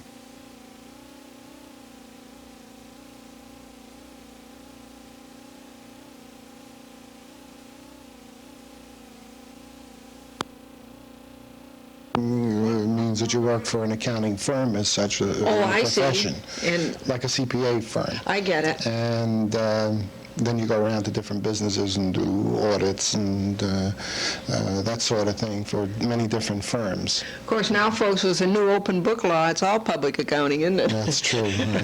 Jerry, by the way, does that make any difference to accountants?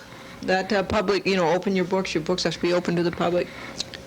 Well, it makes a difference in the way statements and financial statements, rather, are handled.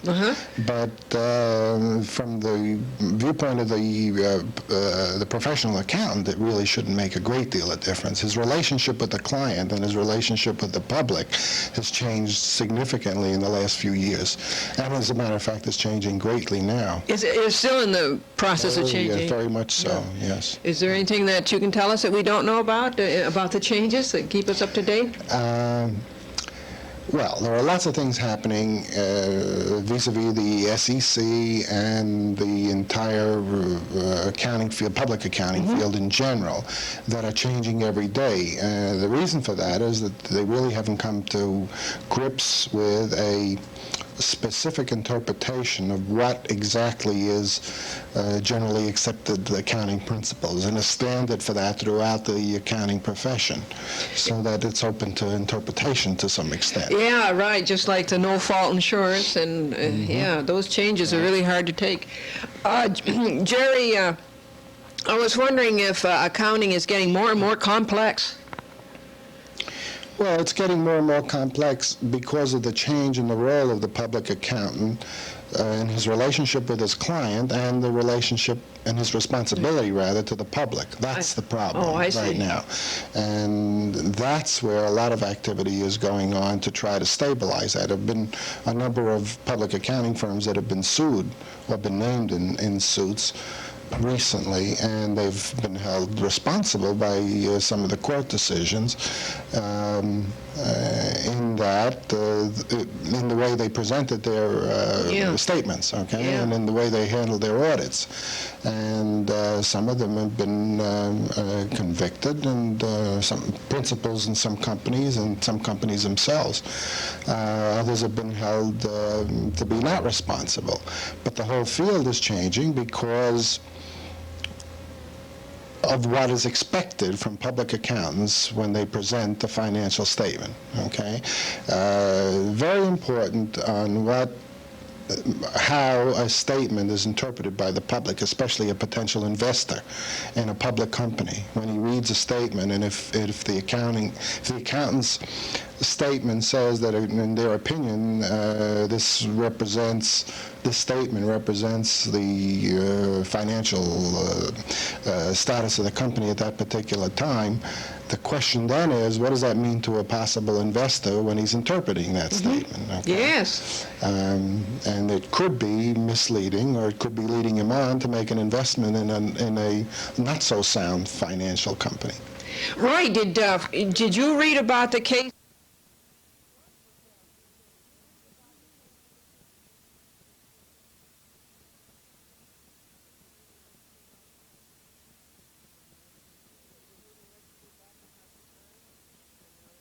The New Haven Register bought the Hartford Times, and now the New Haven Register is suing the Hartford Times because they thought that it was misrepresented in their accounting. I'm not familiar with that one, but there have been several others. Several others like that.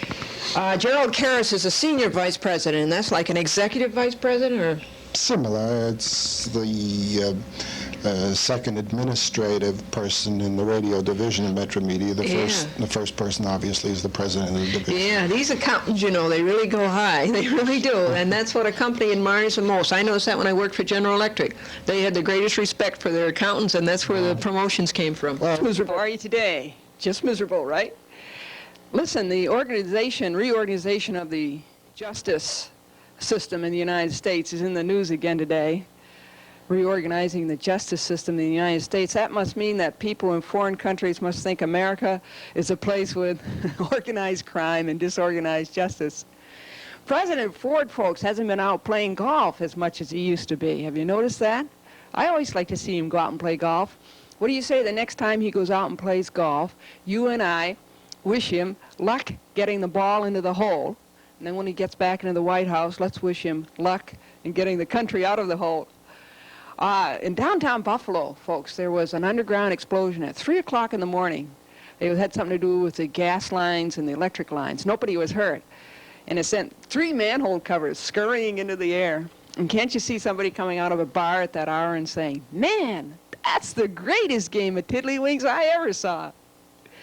You know, there's a lot of terrorists in other countries. We read about that and hear about that on TV. And then a lot of folks are thankful that there aren't any terrorists here in the United States. But we do have terrorists here in the United States. The checkout clerks at the supermarket. Glendora, Housewife Looks at the News, folks, is brought to you by...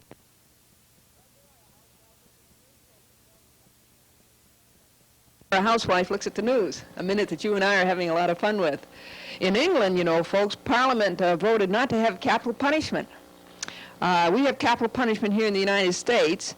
It's the punishment that the United States Capitol in Washington gives us every paycheck. You remember in school how we were taught, you were taught that there was an ice age, right? And there was an iron age and a bronze age. We're going to go down in history as the blue jeans age. Congressman Frank Church, folks, says that he might run for president of the United States. But if Frank Church does become a presidential candidate, that might present some problems because America is founded on the separation of church and state. If he does become candidate for president of the United States, he'll be the 13th presidential candidate.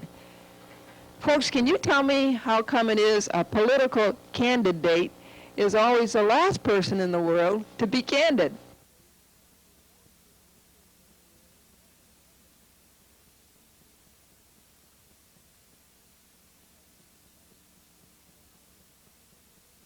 Wife looks at the news. Well, there's a lot of controversy in the news today about the Concorde jet landing in the United States because it's so noisy. Do you think the Concorde jet is too noisy to land in the United States? It is pretty noisy. As a matter of fact, you can almost hear it above the New York City taxi cab horns. Well, I guess that the World Trade Center is back in the news again today. Every time you hear the World Trade Center, do you think what I think? Every time you hear the World Trade Center, do you dream, for what world are we going to trade this one? Well, I guess that George Bush, has finally replaced Colby at the CIA. But poor Colby, he realized himself that after all those investigations that he would be bushed. President Ford was dancing with Pearl Bailey in the White House. Did you see that film clip on the television news? President Ford's a very good dancer, don't you think? In fact, it was only, 2 or 3 months ago that we saw him doing that new dance in the White House called the shuffle.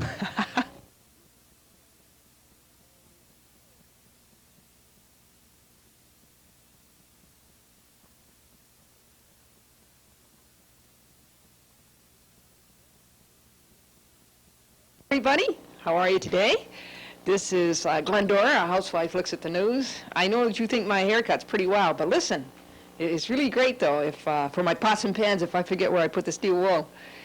I don't think that Congress is going to do much for us housewives about the hard water.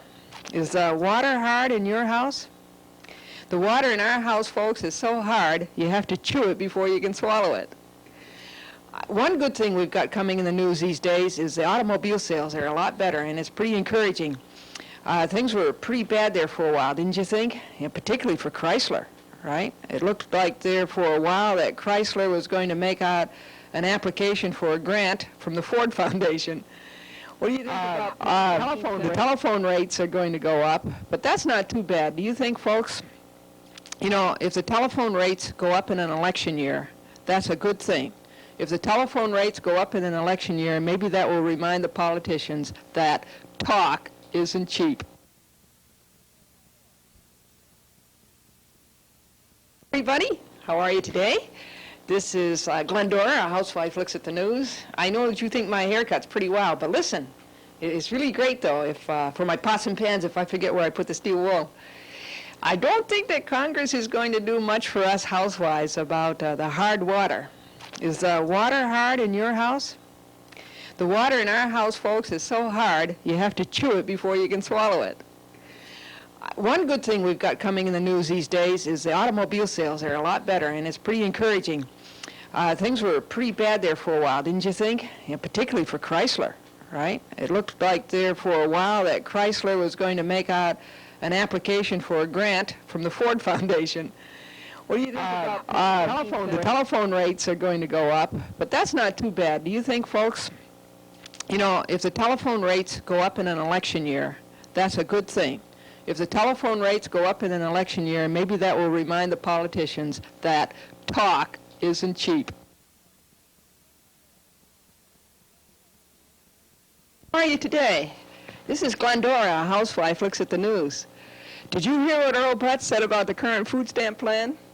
He says the food stamp plan is an incentive for Americans not to work. But look at, most Americans are like you and me. We don't need an incentive not to work, it's an instinct.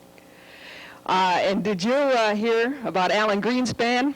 Well, Alan Greenspan is President Ford's chief economic advisor. What do you say you and I write a letter to Alan Greenspan and say, Alan, how come the green we get on payday doesn't span as much as it used to? The report is that Cher and Greg Allman might split up. So in the future, Cher may not be Allman, but she'll certainly be all woman. I had a ride on a Greyhound bus, folks. It would have been a nice, smooth and quiet ride, except Evel Knievel was riding all over the roof. This has been Glendora, a housewife looks at the news, and thanks for sitting down and thinking these things over.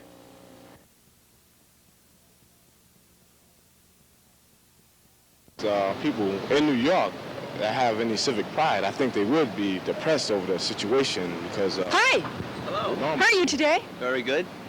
Do you get depressed when you think of New York City's finances? I get very depressed. I think that it's totally uncalled for. I think that the federal government should definitely give us some money because New York City should not be allowed to go bankrupt the way it's going right now. Yeah. Right. You live right in Manhattan, don't you? I live right in this building, right over here. Yeah, that is in Manhattan, yeah. Well, how are you today? I'm very fine. How are you? Oh, good, thank you. It's a beautiful day. Yes, indeed. It's delightful. Would you tell us if you're depressed by New York City's finances? I'm very depressed. I foresaw this. Anybody could see. Wastefulness, corruption. Yes. Nobody gave a darn about what was happening to the money. Do you get depressed when you think about New York City's finances? Well, since it's supposed to be going bankrupt, it scares me. But, I just ask my father every night where we go. My father is always explaining it to me. Well, good for you for doing that. Listen, thanks for talking to us. Okay. Bye-bye. Bye. Hi there. You're rushing around getting all kinds of things done, aren't you? Uh-huh. I'm getting my shopping done. Then that's a good time to ask you this question. Are you depressed by New York City's finances? Everybody's finances depress me. Mostly your own, huh? Yes, Yeah, right. yes. Yeah, right. You live in Manhattan? No, I live in Brooklyn Heights. I work in Manhattan. I see. Yeah. You think New York City will get out of it? Eventually, probably faster than I'm going to get out of mine. Thank you so much. You're welcome. Hi. How are you doing today? Very well today. Just a little tired. Just got off from work, but other than that, I'm fine. My goodness, you don't look tired at all. We wouldn't know if you hadn't told us. Yes. Are you depressed by New York City's finances? Well, in some sorts that it is kind of depressing upon me because it puts a little worry into me on the kind of my family situation.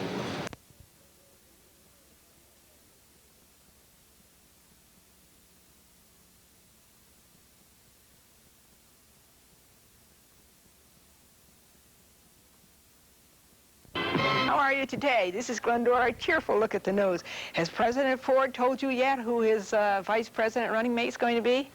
It looks to us, folks, like there's going to be a new entry in the Guinness Book of Records. Who can keep a secret longer, Gerald Ford or Daniel Schorr? Did you see where President Ford invited his Yale Law School buddies to the White House for lunch? Wasn't that nice? And it didn't say whether he invited the Yale Bulldog to go too, but I guess in case the Yale Bulldog didn't come, he had Earl Butz come. 35,000 rock fans gathered in Buffalo at Rich Stadium, folks, for a concert. Now, that would have been a neat time to slip in the Concord Jet. Who would have heard it? I know the Concord Jet is noisy and all that, but it isn't quite as bad as your son's corduroy pants, right? Now, what do you think of the new lighting at the Statue of Liberty? Do you remember what Emma Lazarus wrote about the Statue of Liberty? Cried she with silent lips, "Give me your tired, your poor, your huddled masses, yearning to breathe free, the wretched refuse of your teeming shore." Hey, she can't talk about my ancestors that way, but we don't.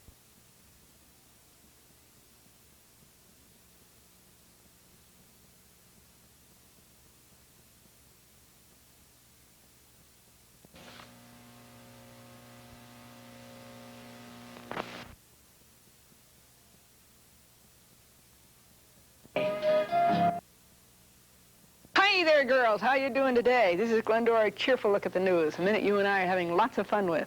Hey, the Daily News had an article how Jimmy Carter is a family man and said that Carter has come out foursquare for the family. Folks, I come from a foursquare family, and we're expecting our fifth. The Daily News also said that Carter has already appointed somebody to be his official advisor on family affairs. We have an official advisor on family affairs at our house, my mother-in-law. That's awful about the school cutbacks in New York, isn't it? The children's education will probably suffer, particularly in literature. And the New York kids will grow up thinking that Admiral Hornblower is some kind of a New York taxi driver or something. Hey, I bet pretty soon people in California won't be allowed to sleep on a Greyhound on account of they're really cracking down on bus napping out there. Those aspirin commercials that you see on TV, I think they're really effective, don't you? If you don't have a headache when the commercial starts, you certainly will when it ends. Glendora, a cheerful look at the news is brought to you every day by... Hi there, girls. How you doing today? This is Glendora, a cheerful look at the news. What do you think about the new fashions now for the fall? I bet your daughter's just going to look great in all those fancy petticoats over her blue jeans, right? And I think ponchos will still be popular this fall. I'd love to wear a poncho, don't you? It covers up our paunch. Just about every day in the news you hear or read about some labor dispute that has to be settled by binding arbitration. Well, girls, I had a labor dispute that I settled by binding arbitration. I married him. It's really amusing to read the marriage intentions in the newspapers today, isn't it? You read that so-and-so of 221 Osgood Avenue filed a marriage intention to marry so-and-so of 221 Osgood Avenue. Folks, did you ever wonder what becomes of all those little pieces of soap when you can't use them for anything anymore? You know where they go? They go to hotel rooms. Glendora Chat, Cheerful Look at the News is brought to you every day. Hi there, everybody. How you doing today? This is Glendora, Cheerful Look at the News. Have you been through Times Square and seen that restaurant has a big sign on it that says popular prices? I know what you're thinking. No prices these days are popular. And did you, are you any good at making a pound cake? I'm terrible. But we love them, don't we? We love pound cake. And we know why they call it a pound, right? Because there's a pound here, and a pound here, and a pound here. What kind of deodorant do you use? I try to use the kind that the Statue of Liberty uses. No, I use Right Guard. I think it's pretty good, Right Guard. But I think they should have one for the left arm, too, don't you? You know, in the...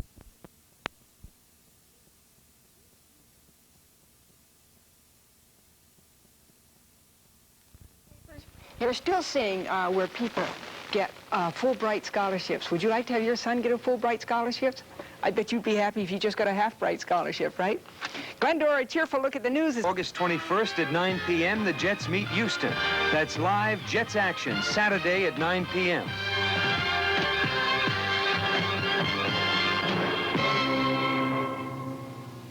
Outfit, and I asked him, you know, what kind of cars you rent? And he said Ford.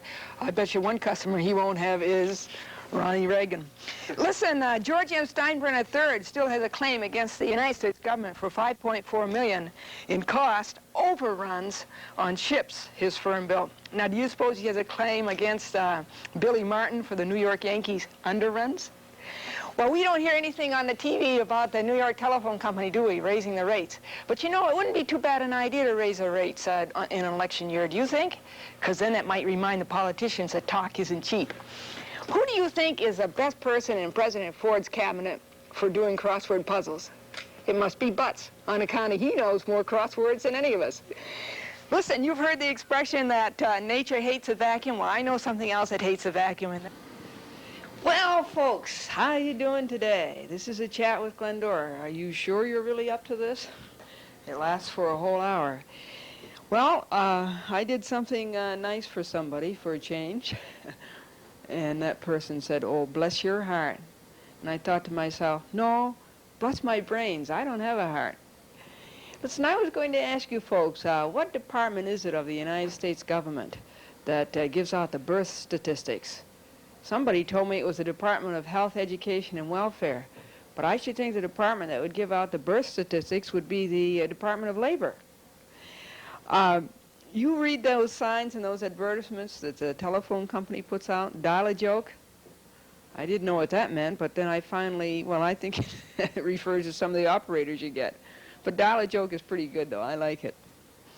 And you see signs and ads in the newspapers for movies, and sometimes it says rated R, and sometimes don't you wonder if the R stands for rotten? Now, George Tooks, folks, is he's our roving reporter. And he's out on a boat. He's going to take you on a boat cruise today. Isn't that nice? You're going on a 3-hour boat cruise. And he's going to tell you about it. And I think if we can reach him now, let's stand by.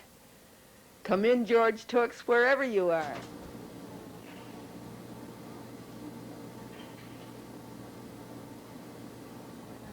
Center of the screen, you'll see 2 sailboats, and they are really beautiful. Looks like they're having a race of some kind. And you can also see the water jetting up over the edge of the Columbia that we're on. Very shortly, we're going to be taking the time to meet and to talk to Captain William.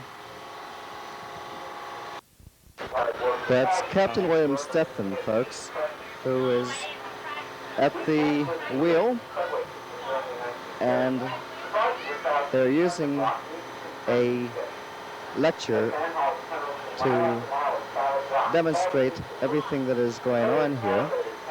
Now this has also been covered and copyright and everything else, all rights reserved by the firm.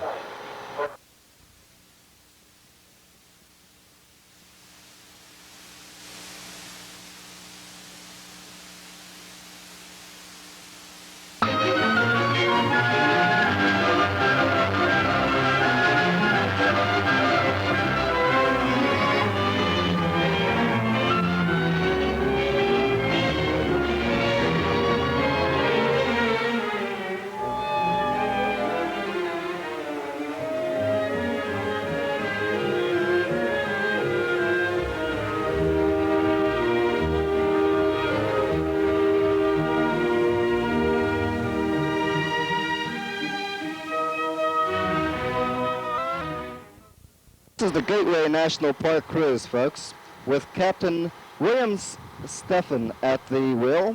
And it's something that we hope that all of you will get involved with because it's really a delight being out here.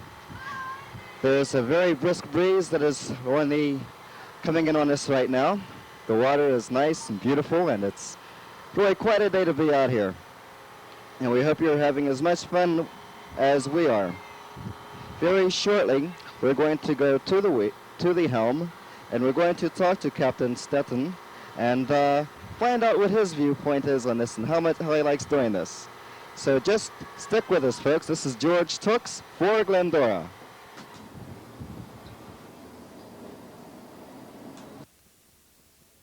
We're right now in the wheelhouse of the Columbia, and we're having a ball.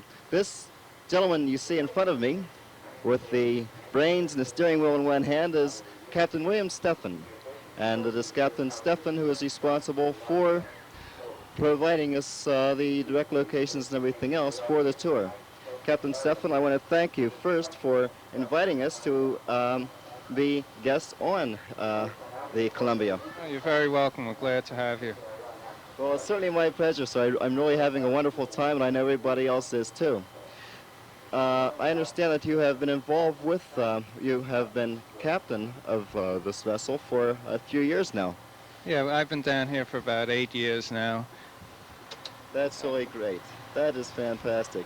Do you still get as much of a kick out of what you're doing as you did 8 years ago? Oh yeah, I like the outdoors, and it's fun being around boats. That's wonderful. How about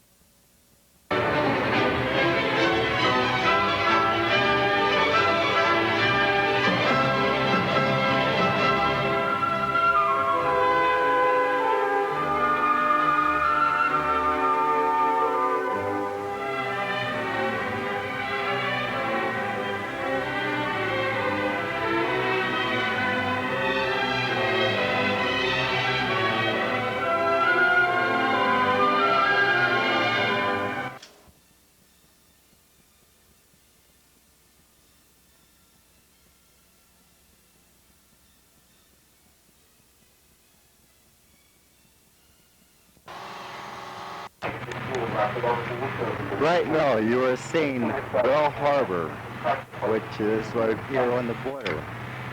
And look at the choppy waves as they're going out.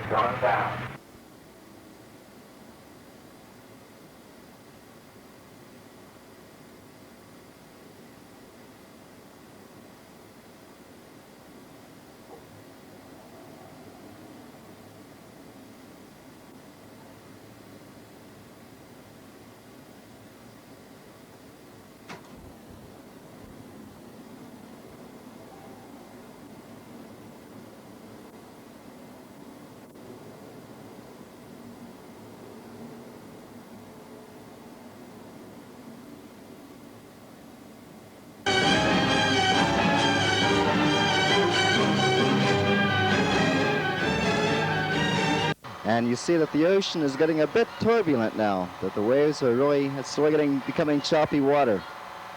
I should have brought my seasick pills with me.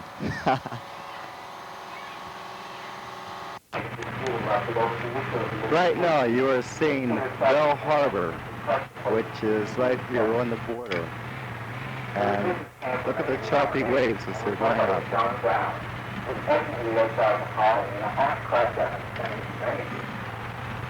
Boundary construction in 1664, the heated 21st tank, ordering the removal of all these things, a major victory for the force of religious freedom. However, this event was overshadowed by the English conquest of the land in 1664.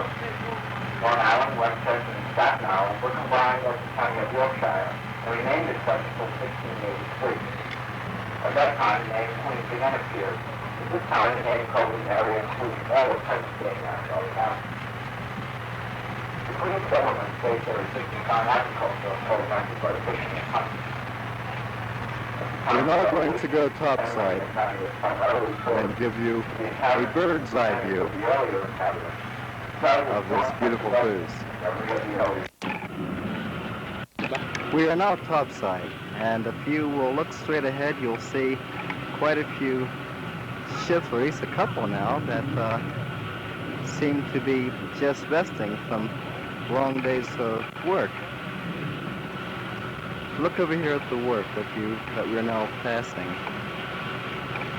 And it must really be fascinating living so close to the water like this.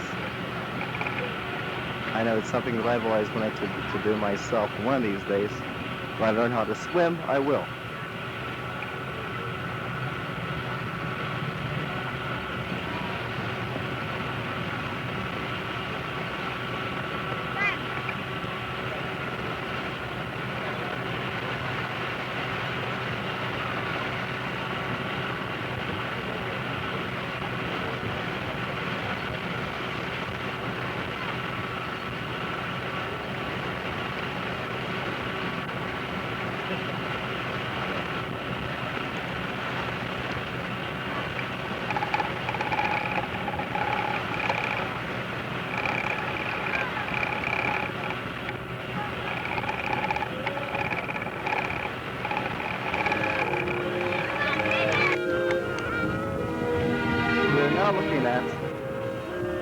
Jamaica Bay, which is totally uninhabited except for birds. For those of you who would like to relocate, maybe you should check with your Chamber of Commerce.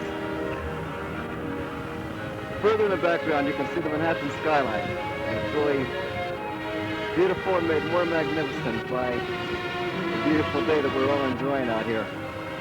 This is George Stokes, substituting for Glendora.